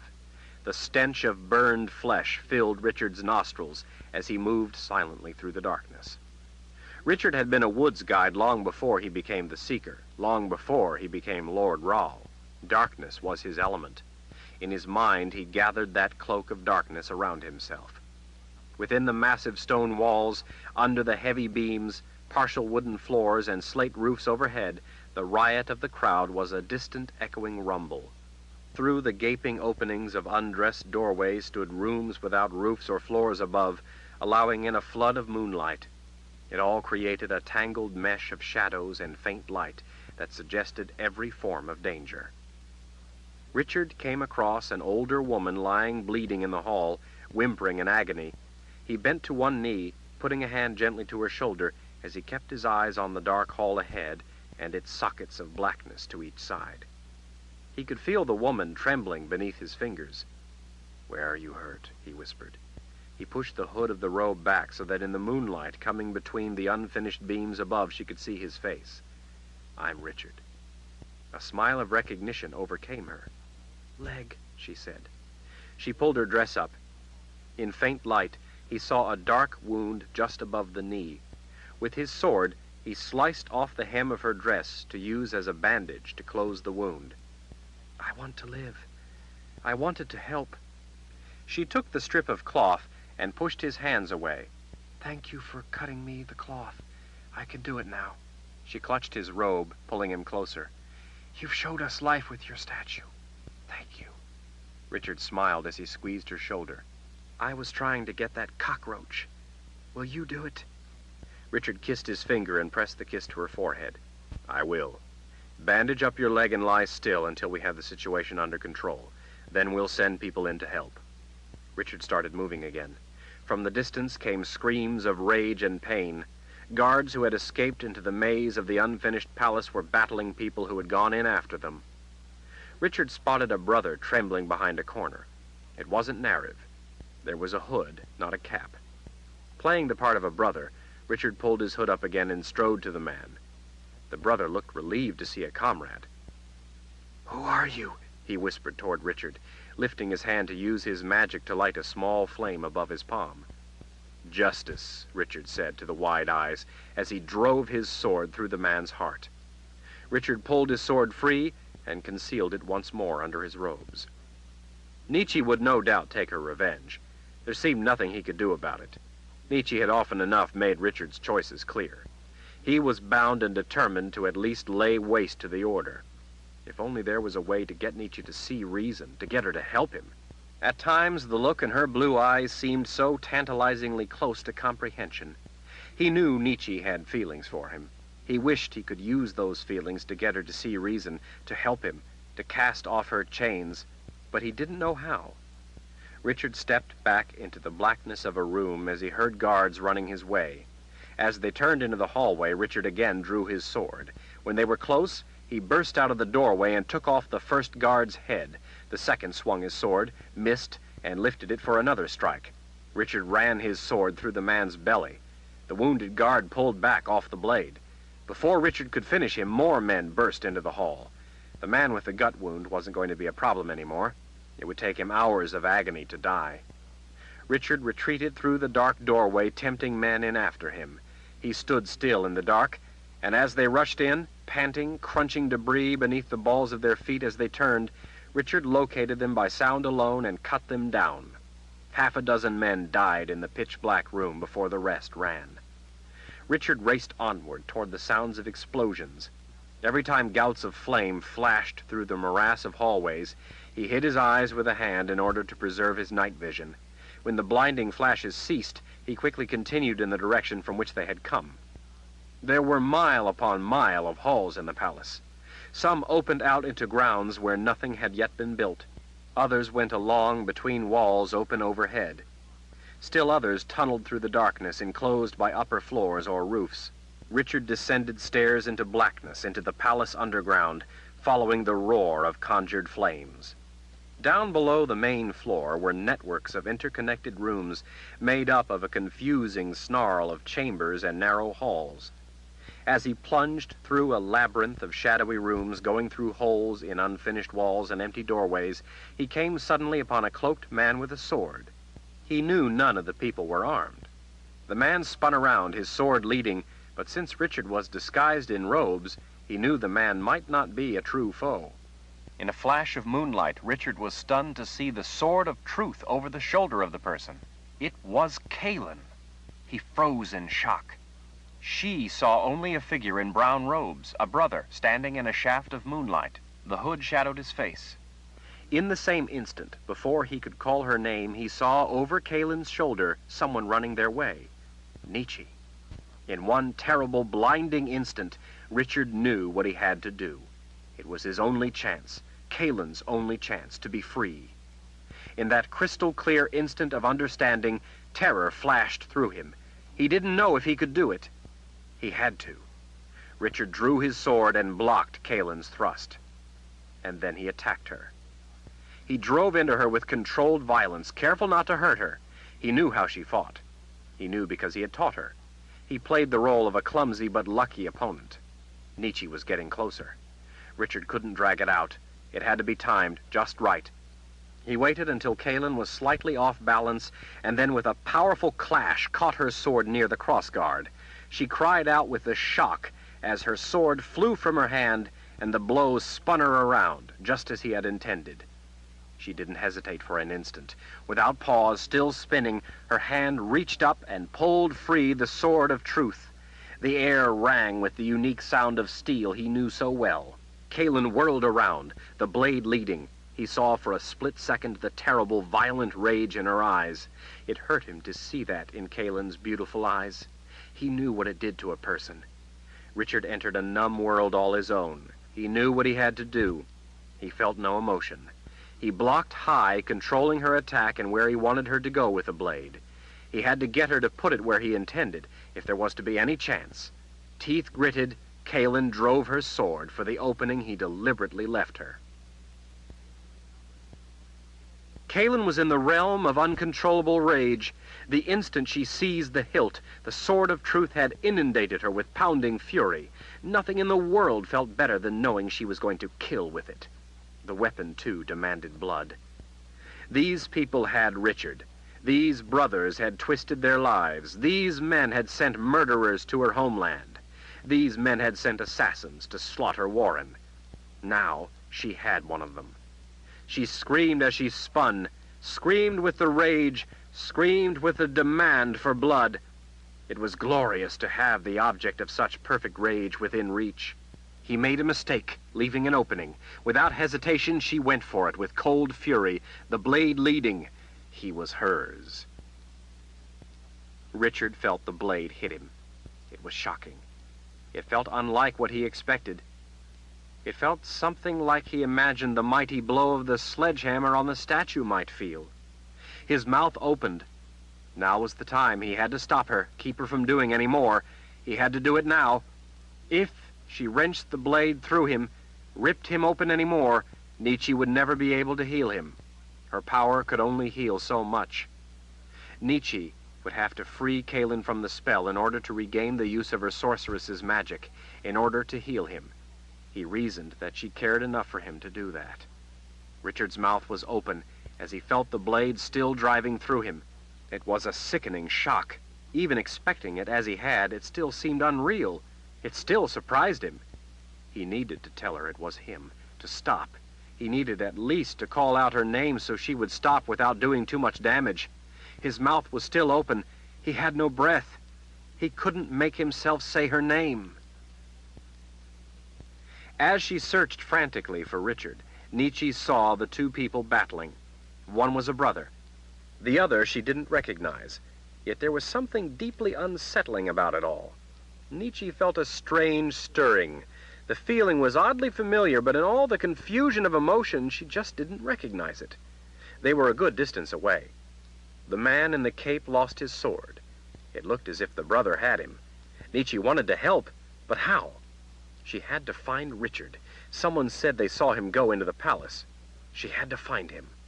She ran toward the pair. The man pulled free another sword strapped over his shoulder. The strange feeling welled up in Nietzsche. Something was terribly wrong, but she didn't know what. And then she saw the brother make a mistake. Nietzsche halted. With a cry of lethal fury, the man in the cape drove his sword through the brother. When the force of the blow drove the brother back a step, a shaft of moonlight fell across his face under in the cowl of the hood. And then the feeling slammed into her with full recognition. Nietzsche's eyes went wide. She screamed. Kalin, stop! Kalin's eyes twitched up in shock. She saw his face in the moonlight. In that same instant, he heard Nietzsche scream. Kalin recoiled, her hand flying from the hilt of the sword of truth as if she had been struck by lightning. She fell back with a horrified shriek. Richard seized the blade of the sword, his sword, to keep the weight from twisting it in him. She had driven it through him almost up to the crossguard. Warm blood ran down the blade onto his fingers. "Richard!" Kalin cried. "No! No!" Richard felt his knees hit the stone floor. He was surprised it didn't hurt more to have a sword through him. It was the shock of it mostly that had scrambled his mind. It was hard to think. He struggled not to fall forward, fall on the blade and wrench it through his insides. The room seemed to be moving. "Pull it out," he whispered. He wanted it out, as if that would help. He wanted the awful thing out. He could feel the razor-sharp edges all the way through him. He could feel it sticking out his back. Kalin, nearly hysterical, scrambled to do as he asked. Richard saw Kara limping up out of the darkness. She seized his shoulders as Kalin drew out the blade in one swift, panicked yank, as if she hoped the action would somehow undo what she had done. "What happened?" Kara cried. "What did you do?" The world seemed to tip and whirl. Richard could feel the sickeningly wet warmth of his blood soaking down him. He could feel his weight against Kara. Kalin hovered close. "Richard! Oh, dear spirits, no! This can't be happening! It can't!" Panicked tears streamed down her beautiful face. He couldn't understand what she was doing here. Why was she in the old world? What was she doing in the Emperor's palace? He couldn't help smiling at seeing her. He wondered if she had seen his statue before he destroyed it. He wondered if he had made a terrible mistake. No, It was Kalen's only chance at freedom, his only chance to break Nietzsche's spell. Nietzsche was still running toward them. "Help me, Nietzsche," Richard called. It came out as little more than a whisper. "I need you to save me, Nietzsche, please." Even if it was no more than a whisper, Nietzsche heard his plea. Nietzsche had never run so fast. Terror had her in its fierce grip. Kalen had stabbed her sword through him. It was a terrible mistake. It was all such a terrible mistake. Nietzsche had brought such pain to them both. It was her fault. Even in her shock, Nietzsche knew with clarity what she must do. She could heal him.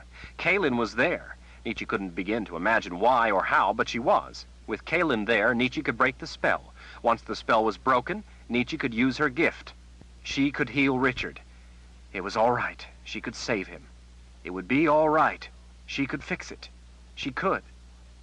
She could do something right and help, really help, for once. She could help them both. An arm swept out of the darkness and hooked her by the neck, taking her from her feet. She cried out as she was yanked into the blackness. She could feel the bulge of hard muscles as she clawed at the arm.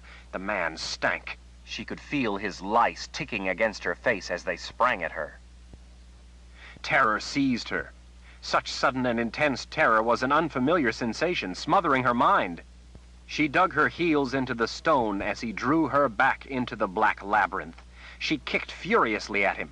She tried to draw her dakra from her sleeve, but he seized her arm and twisted it behind her back. His forearm crushed against her exposed throat, choking off her air as he lifted her from her feet. Nietzsche couldn't breathe. He chortled with glee as he dragged her into the darker recesses of the rooms beneath Jagang's palace. Page 524. Their eyes met just when she had been abruptly and violently snatched into the darkness. Richard saw in those eyes something important, saw that Nietzsche intended to help him, but she was gone. Kara desperately clutched his shoulders as he lay back against her. He was cold. She was warm. Kalen fell back, writhing in the darkness. She clawed at her throat. He could hear her choking. "Mother Confessor! Mother Confessor, what's wrong?" Richard reached up and seized Kara behind her head. He pulled her face close. "Someone has Nietzsche. They're choking her. Kara, you have to go save Nietzsche, or Kalen will die. And Nietzsche is the only one who can heal me. Go! Hurry!" He felt Kara nodding before he released her head. "I understand," was all she said, as she gently but swiftly laid him back on the cold stone, and then she was gone. It was wet. He didn't know if it was blood or water. They were underground in the nether reaches of the retreat. Through open beams where the flooring above hadn't been laid, moonlight flooded down to light Kalen struggling not far away. He could see then, as she fought an invisible foe, that it was water. That's what it was, not blood. Water. The palace was next to the river. It was wet in the little rooms and halls down in the bottom. "Kalen," he murmured. She didn't respond. "Hold on." Gripping his abdomen, holding the wound closed lest his insides burst out, he inched his way through the water across the cold stone. The pain had finally and firmly arrived. He could feel the terrible damage inside. He tried to blink away the tears of hot agony. He had to hold on. Icy sweat drenched his face. Kalen had to hold on. His hand, covered in blood, reached out to her. His fingers found hers. She hardly responded, but at least her fingers moved. He was thankful beyond words that her fingers moved. It had been a good plan. He was sure it was. It would have worked if only someone hadn't snatched Nietzsche. Would have worked. It seemed a stupid way to die, really. He thought it should be somehow more grand. Not in a dark, cold, wet palace underground.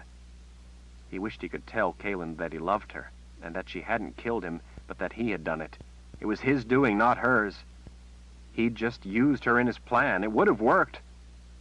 "Kalen," he whispered, not knowing if in her stillness she could hear him any longer. "I love you. No one else. Just you. I'm glad we had our time together. I wouldn't trade it for anything." Richard opened his eyes and groaned in agony. He wanted it to end. It hurt too much. Now he just wanted it to end. It hadn't worked. He would have to pay the price. But he wanted the sickening, ripping, terrifying pain to end. He didn't know how much time had passed. He looked and saw Kaylin sprawled on the wet floor. She wasn't moving. A shadow fell across him. Well, well, Richard Cypher, Neil chuckled. Imagine that. He chuckled again as he glanced at Kaylin. Who's the woman?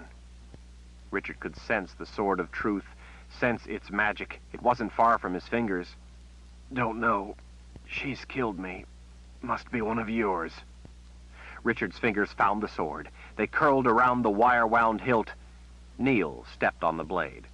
Can't have any of that. You've caused enough trouble. A glow ignited around Neil's fingers. He was conjuring magic, lethal magic. Richard, in his barely conscious condition, despite his need, could not focus his mind, could not call forth his own ability to do anything to stop Neil. At least the pain would end. At least Kaylin wouldn't think it was she who had killed him. Richard heard a sudden, terrible, bone-snapping crack. Neil dropped heavily to his knees. Richard, his hand already around the hilt, pulled the sword from underneath the man's legs, and in one mighty lunge ran it through Neil's heart. Neil looked up in surprise, his eyes glassy. Richard saw then that the man was as good as dead before the blade had run him through. Neil's eyes rolled back in his head, and he slumped to the side as Richard yanked the sword free. Standing behind Neil was the woman Richard had helped. She had bandaged her leg. In both hands, she held the marble hand of the woman Richard had carved. She had crushed Neil's skull with her keepsake of the statue. Chapter 69. Richard heard footfalls splashing toward him down the wet hallway. The woman had gone to find help. Maybe she had found it. In the rooms and hallways in the distance, Richard could hear occasional screams as blasts of magic exploded through the night as people were injured and killed. A woman appeared in the moonlight. "Richard? Richard?" Richard squinted in the darkness. Who are you? He managed to whisper.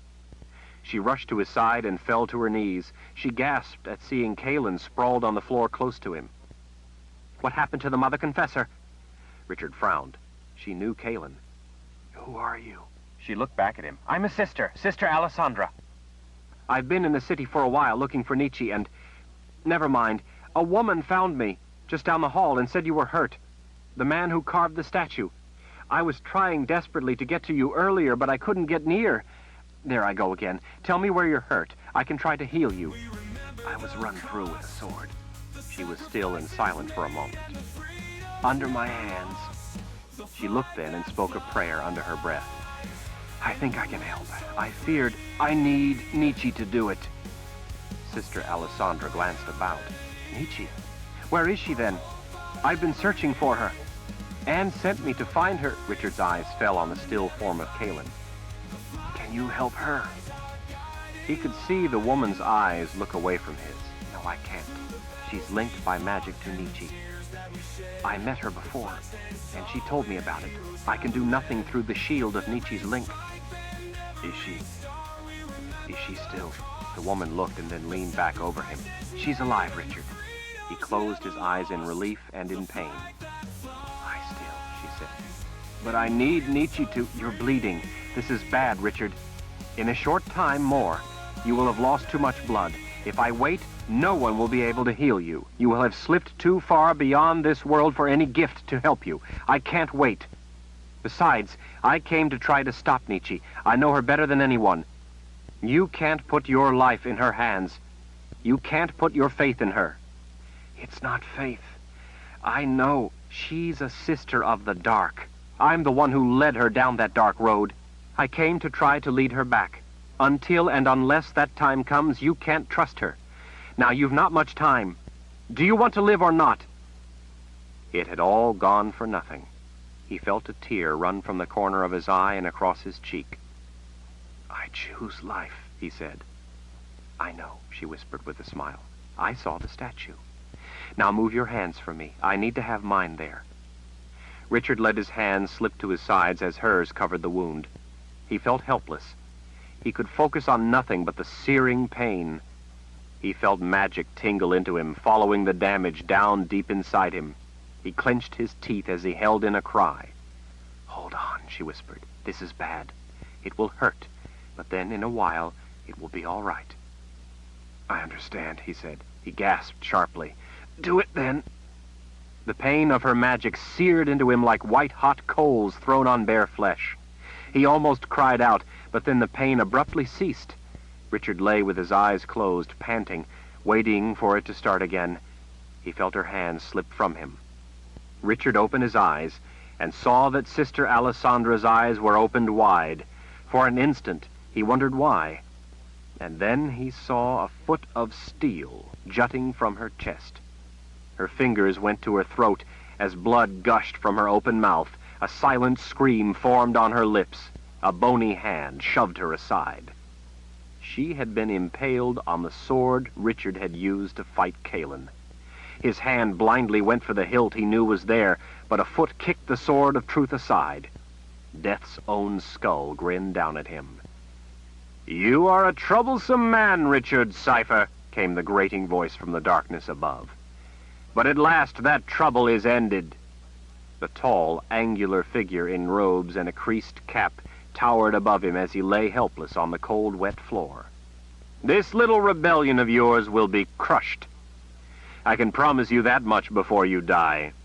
Their foolish little tantrum will be brought to an end. The people will soon come to their senses. Your kind appeals only to the extremist fringe.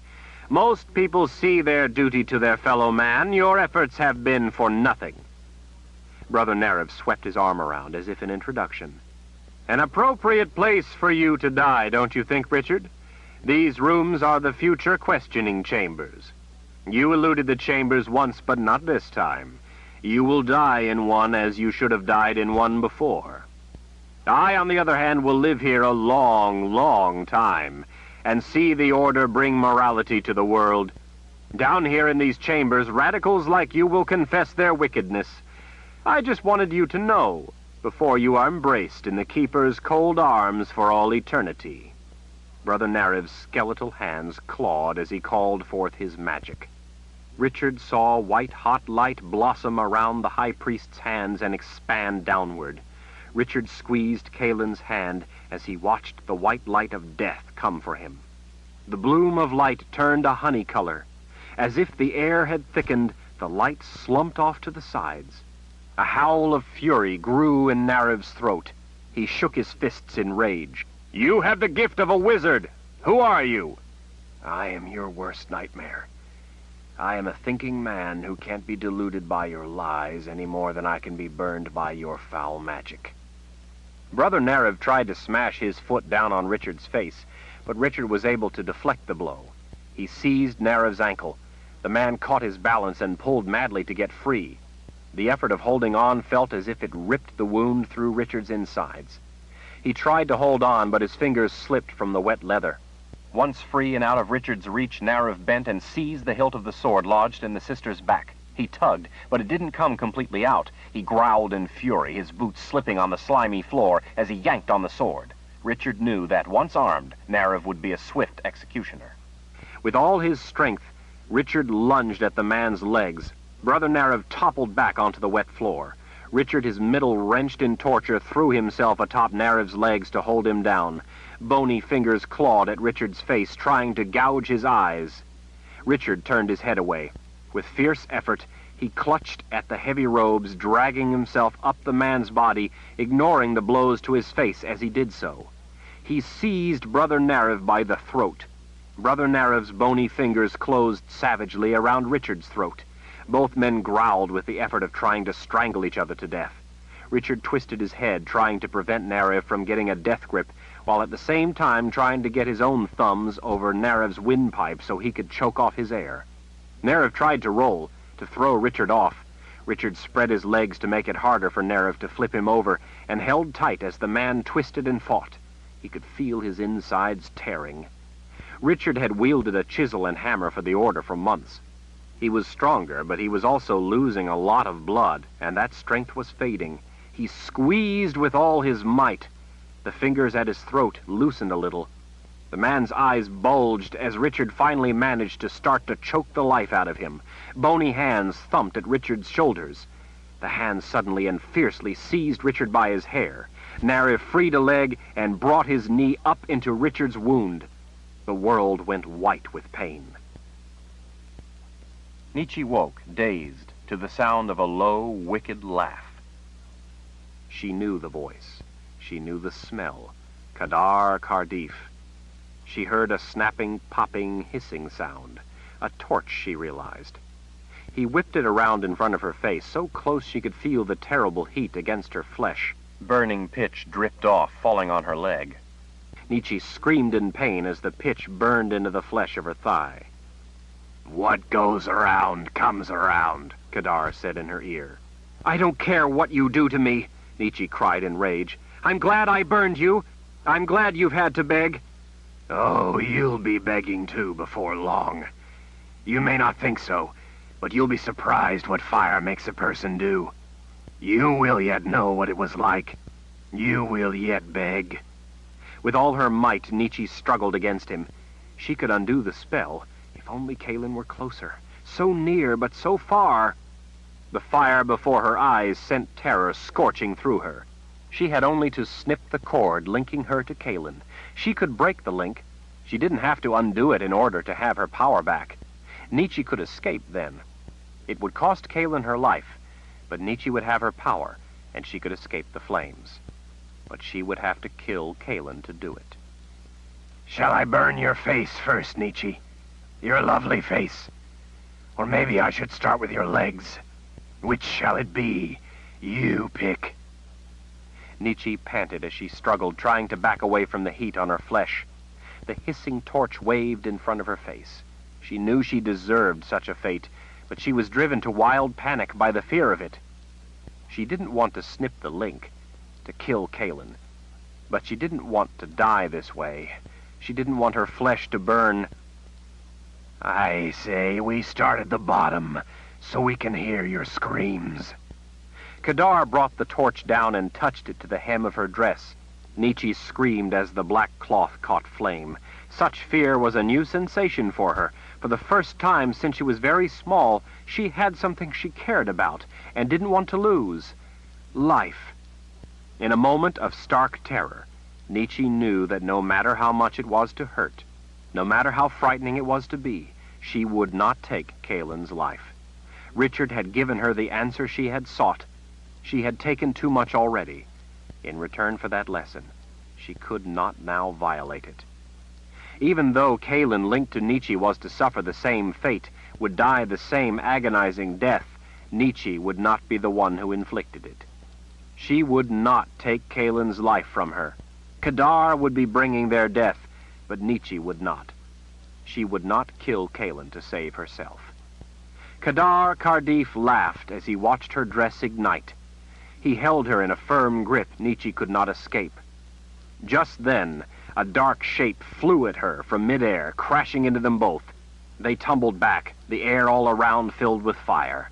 As Nietzsche rolled, it put the flaming dress out in the water. The one who had crashed into them was just getting up, shaking her head as if to clear it. Nietzsche recognized her. It was the moored Sith, Kara. Kadar sat up, saw the woman, and lunged at her with the torch. Nietzsche threw herself at Kadar, grabbing the torch in both hands as she pushed it into the big man's face. The pitch splashed against his mask of rags. The cloth on his chest and around his head ignited with a loud whoosh. Kadar screamed as the flames burned into his already melted flesh. Nietzsche had heard that heat to previously burned flesh was worse than the first burning. By the sound of his screams, it appeared to be true. Nietzsche snatched Kara's hand as the woman was regaining her feet. "Hurry! I must get to Richard!" Outside the room where Kadar's shrieks fell to strangled whimpers as the flames suffocated him, Kara seized Nietzsche by the hair and held her Aegil inches from her face. "Give me one reason why I should trust you with Lord Ral's life." Nietzsche gazed into Kara's eyes. "Because I saw his statue, and I understand now. How wrong I've been. Have you ever been wrong, Kara? Really wrong? Can you ever understand what it's like to realize you've been unthinkingly serving evil and hurting good people? Can you understand that Richard has shown me there is something to live for? Nietzsche found Richard lying on his back, unconscious, or at least close to it. His head was pillowed on a marble hand. Kalin lay beside him, clinging to him, weeping as his life bled away. Nietzsche was shocked to see the bodies strewn on the floor around them. Sister Alessandra, Brother Neil, Brother Nariv. She knew by the way Richard looked that there was precious little time, if it was not already too late. Nietzsche knelt beside Kalin. The woman was in abject misery, hanging by the last threads of desperate hope over the black brink of despair. She had come all this way wanting to be with him, willing to suffer any end to do so, and here he lay, the life-blood draining out of the one she loved most in life, knowing it was by her hand. Nietzsche took Kalin by her shoulders and gently pulled her back. Kalin looked up in confusion, hatred, and hope. Kalin, I need to remove the spell from you if I'm to help him. There's not much time. I don't trust you.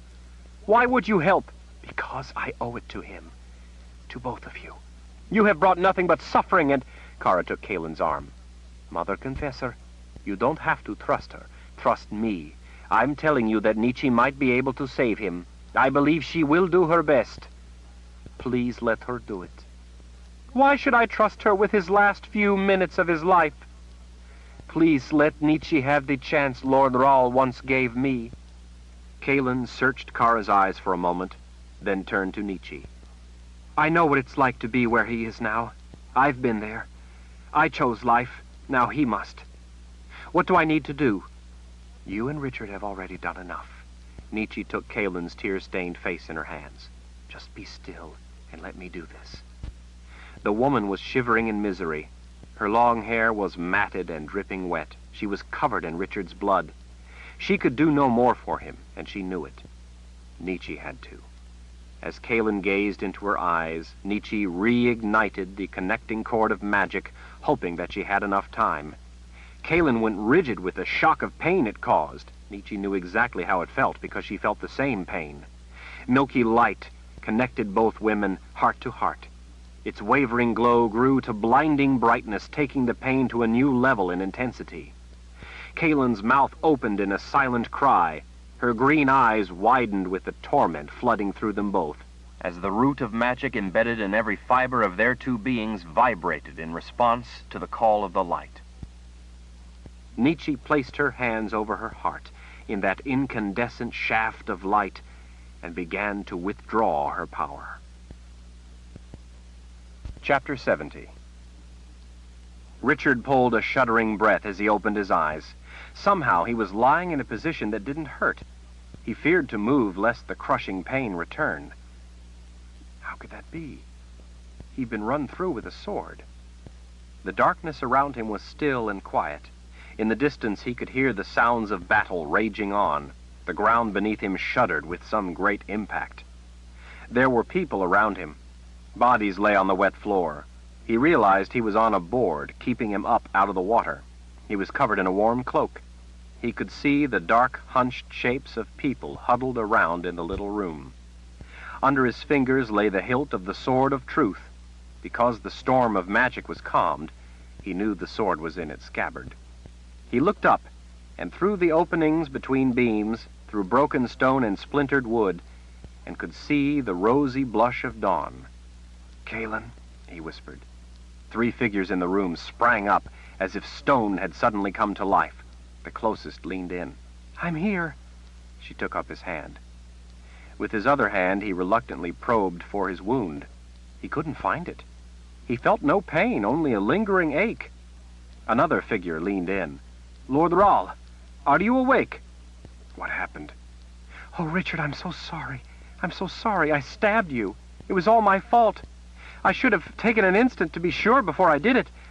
I'm so sorry. Richard frowned. Kalin, I let you win. Silence greeted him. Richard, Kalin finally said, you don't have to try to ease my guilt. I know it's my fault. I ran you through with the sword. No, Richard insisted. I let you win. Kara patted his shoulder. Of course you did, Lord Rahl. Of course you did. No, really. When the third figure turned to him, Richard's fingers tightened around the hilt of his sword. How do you feel? Nietzsche asked in that silken voice he knew so well. Did you remove the link to Kalen? Nietzsche raised her hand and made a scissors motion with 2 fingers. Gone for good. Richard let out a breath. Then I feel fine. He tried to sit up, but Nietzsche's hand restrained him. Richard, I can never ask your forgiveness, because I can never return what I stole from you. But I want you to know that I now understand how wrong I've been. My whole life, I have been blind. I'm not making an excuse. It's just that I want you to know that you have restored my vision. In giving me the answer I sought, you gave me my life. You gave me a reason to want to live. And what did you see, Nietzsche? Life. You sculpted it so big that even someone who had so blindly served evil as I had done could see it. You must no longer prove yourself to me. Now it is for me, and those here you have inspired, to prove ourselves to you. You and they have already begun, or I would not be alive. So, you are a sister of the light again? Kalen asked. Nietzsche shook her head. No, I am Nietzsche. My ability as a sorceress is mine. It is who I am. My ability does not enslave me to others because they want it. It's my life. It does not belong to anyone, except maybe to you two.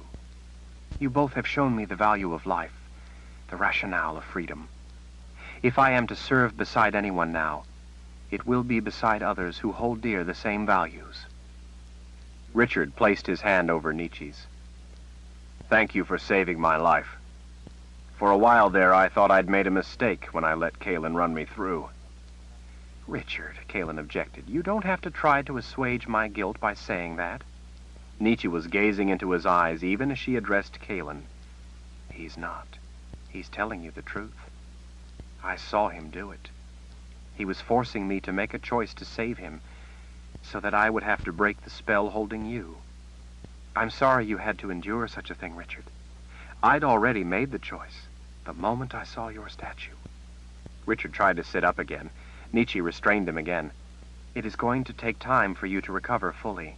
You are still suffering the lingering effects of the injury. Just because you are alive, that doesn't mean it won't take some time before you are completely recovered. You have gone through a formidable ordeal. You lost a lot of blood. You will need to rebuild your strength. You could yet die if you don't go easy. All right, Richard conceded. He sat up carefully with Kalen's help. I'll keep your words in mind, but I still have to get up there. He turned to Kalen. By the way, what are you doing all the way down here? How did you know where I was? What's happening to the north in the new world? We'll talk about all that later, she said. I had to be with you. I decided that it was my life, and I wanted to be with you. You were right about the war in the New World. It took me a long time to come to understand that. I finally did. I came to be with you because that was all that was left for me. He looked to Kara. And you? I always wanted to see the world. Richard smirked as he rose with the help of Kalen and Kara both. He felt lightheaded, but was joyful to trade that for the way he had been before. Kalen handed him his sword. He slipped the baldric over his head, laying the leather across his shoulder and the scabbard at his hip. Knowing the weapon a little more intimately now, he had a new respect for it. I can't tell you how happy I am to return it to you, Kalen said. She smiled sheepishly. Like this, I mean. Farther down the hall, Camille was anxiously waiting in the darkness, pierced by only a couple of candles. There were a number of people with him. Richard didn't know any of the people except Camille. He put a hand to the grinning young man's shoulder. Camille, good to see you. Richard, I saw it. I saw the statue. His smile faded. I'm sorry it was destroyed. It was only a piece of stone. It was the ideas it represented that were its true beauty. People in the dim hallway nodded. Richard saw then the woman with the wounded leg. He smiled at her. She returned a kiss on the end of her fingers to his forehead. Bless you for your bravery in carving that statue, she said. We are all joyful to know you survived the night, Richard. He thanked them all for their concern. The ground shook again. What is that? Richard asked. The walls, one of the men said. The people are pulling down the walls with those carvings of death on them. Even as some people were pulling down the walls, others were still engaged in pitched battle. Richard could see in the faint light of dawn the fighting on the distant hillsides. It appeared that many people were not happy about the ideas Richard's statue had represented. There were those who feared freedom and preferred the numb existence of not having to think for themselves. The palace grounds, though, were in secure hands. The fires of liberty were spreading outward, igniting a conflagration of change. In the plaza, the semicircle of walls and all the columns but one still stood. It felt somehow different here. This was the place where people had seen the statue and had chosen life. They weren't destroying this part of the palace. Richard dragged his boot through the marble dust. In the center of the plaza, the layer of white dust was all that remained. Every precious fragment had been saved as a reminder. From out on the grounds where several men were gathered, Victor spotted Richard, Camille, and Nietzsche, whom he knew. He called out as he and Ishak came running.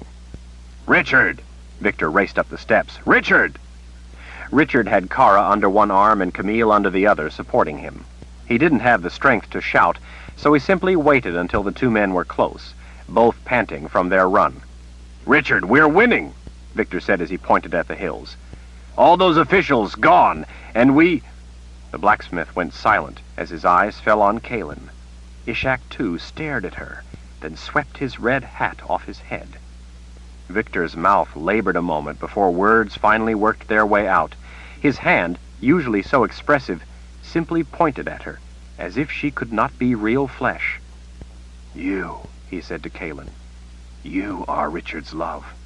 Kalin smiled. "How do you know that?" "I saw the statue." In the dawn light, Richard could see her face go red. "It didn't look exactly like me," she protested graciously. "Not the way it looked, but the character. You have that quality." Kalin smiled, pleased by his words. "Victor, Ishak, this is Kalin, my wife." Both men blinked dumbly and looked as one to Nietzsche. "As you know," Nietzsche said, "I am not a very good person. I am a sorceress. I used my power to force Richard to come here with me. Richard has shown me, along with many other people, the nobility of life." "Then you're the one who saved his life?" Victor asked. "Camille told us you were hurt, Richard," Ishak said, "and that a sorceress was healing you." "Nietzsche healed me," Richard confirmed. Victor gestured expansively, at last. "Well, I guess that has to count for something, saving Richard's cipher." "Richard Rahl," Richard said. Victor's rolling laugh rumbled up from deep inside. "Right. This day we are all Richard Rahl." Nietzsche leaned in. "It really is Richard Rahl, Mr. Casella." "Richard Rahl," Kalin said, adding her nod. "Lord Rahl," Kara said in ill humor.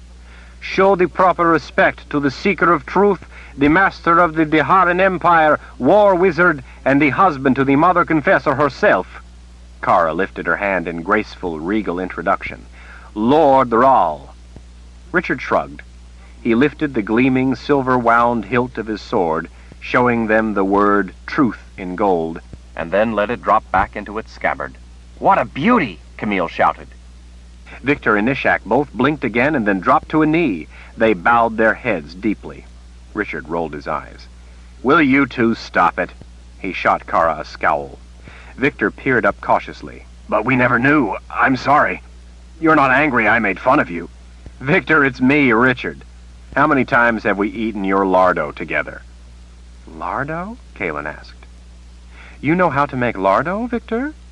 Victor rose up, a grin growing across his face as he peered at her. "You know of lardo?" "Of course. The men who used to come to work on the white marble at the Confessor's Palace used to eat lardo they made themselves in big marble tubs. I used to sit and eat it with them when I was little. They used to say I would grow up to wear the white dress of the Mother Confessor one day because I ate their lardo and would grow strong from it." Victor thumped his chest with a big thumb. "I make lardo in marble tubs, too." "Do you let it age for a year?" Kalin asked. "You have to let proper lardo age for a year." "Of course a year. I make only proper lardo." Kalin gave him her most beautiful green-eyed smile. "I would love to taste it sometime." Victor draped his massive arm around Kalin's shoulders. Come, Richard's wife, I will give you a taste of my lardo. Kara, a dark look on her face, put a hand to the blacksmith's chest to stop him. She lifted his arm from Kalen's shoulders. No one but Lord Rahl touches the Mother Confessor. Victor gave Kara a quizzical look. Have you ever had lardo? No.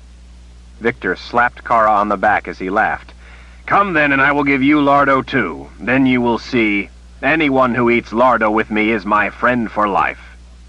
Kalen took Camille's place under one of Richard's arms, Victor under the other, and they made their way across newly free ground up to the blacksmith's shop to have some lardo.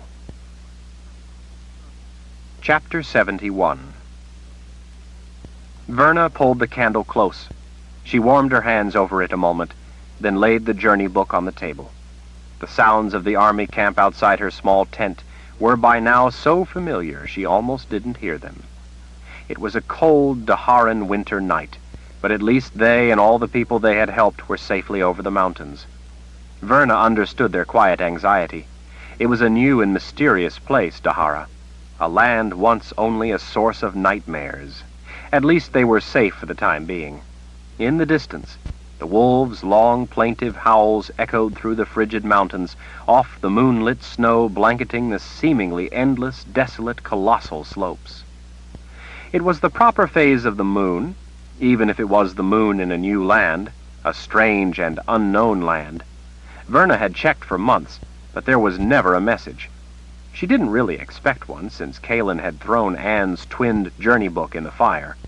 But still, it was a journey book, an ancient thing of magic, and Anne was a resourceful woman. It didn't hurt to look. Verna opened the little book with no real hope. There, on the first page, was a message. All it said was, Verna, I am waiting, if you are there. Verna drew the stylus from the spine and immediately began writing. Prelate, you have been able to fix the damaged journey book? That's wonderful. Where are you? Are you well? Have you found Nathan? Verna waited. Shortly, the reply began to appear. Verna, I am well. I was able to restore the journey book with the help of some people. Strange people. But the important part is that it is restored for the most part. I am still searching for the prophet. I have some good clues on Nathan's whereabouts, and I am looking into them. But how are you, Verna? How goes the war? Warren? Kalen? Is Zed giving you much trouble? That man can try the patience of stone. Have you had word of Richard? Verna stared at words on the page. A tear fell near Warren's name. She picked up the stylus once more and slowly began her reply. Oh, Prelate, some terrible things have happened. I am sorry, Verna, came the reply. Verna, I am here. I am going nowhere for the night. Take all the time you need. Tell me what happened. Tell me how you are first. I worry so for you, Verna. I love you like a daughter. You know I do. Verna nodded to the book. She did know it. And I love you too, Prelate, Verna began. I fear my heart is broken.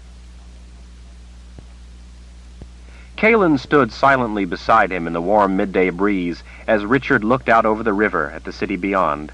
The city was peaceful now. Battle had raged for weeks. Various factions struggling for power, lusting to be the new local incarnation of the order. Each faction swearing that they had the best interest of the people at heart, each promising that they would be compassionate in their rule. Each pledging that life would be easier under their mandate because they would see to it that everyone of means contributed to the common good. After decades of such altruistic tyranny, decay and death had been the only product of the business of the common good. Despite graveyards full of evidence and a people left impoverished, these aspirants to power offered only more of the same, and yet many still believed them simply because they uttered such good intentions. While a great number of brothers and officials had been killed, some had escaped. Some of those who had not fled thought to take advantage of the confusion and establish control, thinking they could rein in the hunger for freedom. The ideas loosed and put things back to the way they were. The free people of Altur-Rang, their numbers growing daily, eradicated each of these factions as they emerged from under their rocks. Nietzsche had been no small aid in the bloody battles.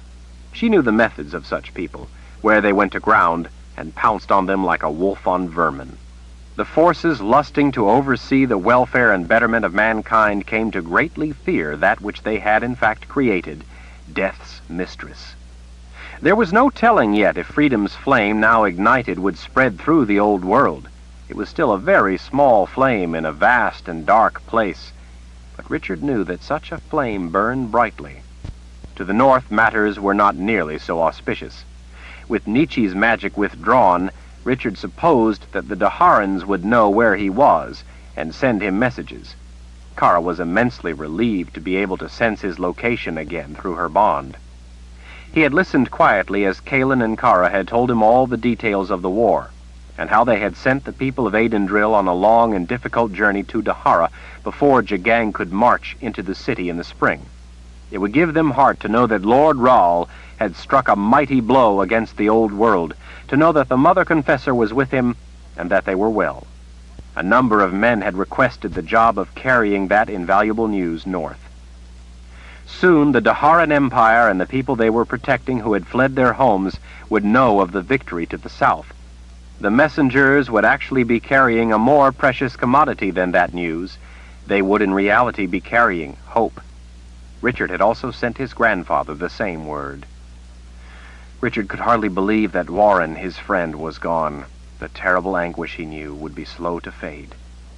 Richard had sent one other thing north. Nietzsche had told him of Brother Narev's importance to Emperor Jagang, of their long history together, and of their shared vision of the future of mankind. In the spring, when Jagang finally, triumphantly rode in to seize the Confessor's palace, waiting for him there, before his empty victory, would be his mentor's head on a pike, topped by his creased brown cap. Nietzsche had woven a spell around it, to preserve it, to keep scavengers away. Richard wanted to be sure that when Jagang finally saw it, he would not mistake who it was. In the teeming city of Al-Turang, peace had returned, along with freedom. Life had returned. People had begun to open new businesses. In a matter of weeks, there was already a variety of bread available. New enterprises were starting every day. Ishak was making a fortune hauling goods, but already had competitors vying for the business. Nabi had gone to work for him. Ishak had begged Richard to come work for him when he was strong enough. Richard had only laughed. Favel, the charcoal maker, had beseeched Ishak to ask Richard to come to visit and have dinner with him and his family. Favel had bought a cart, and his sons now delivered charcoal.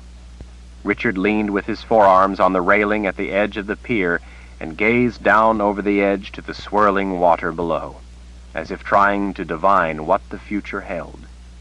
The piers out into the river and the walkway atop them, along with the plaza, were about all that remained of the palace.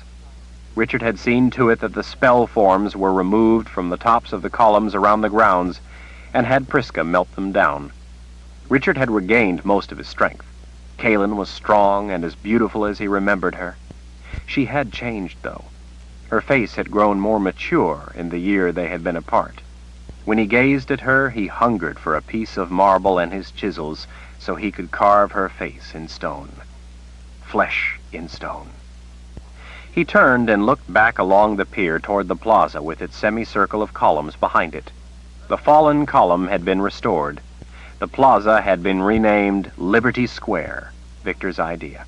Richard asked if it shouldn't be called Liberty Circle, since it was round and not square.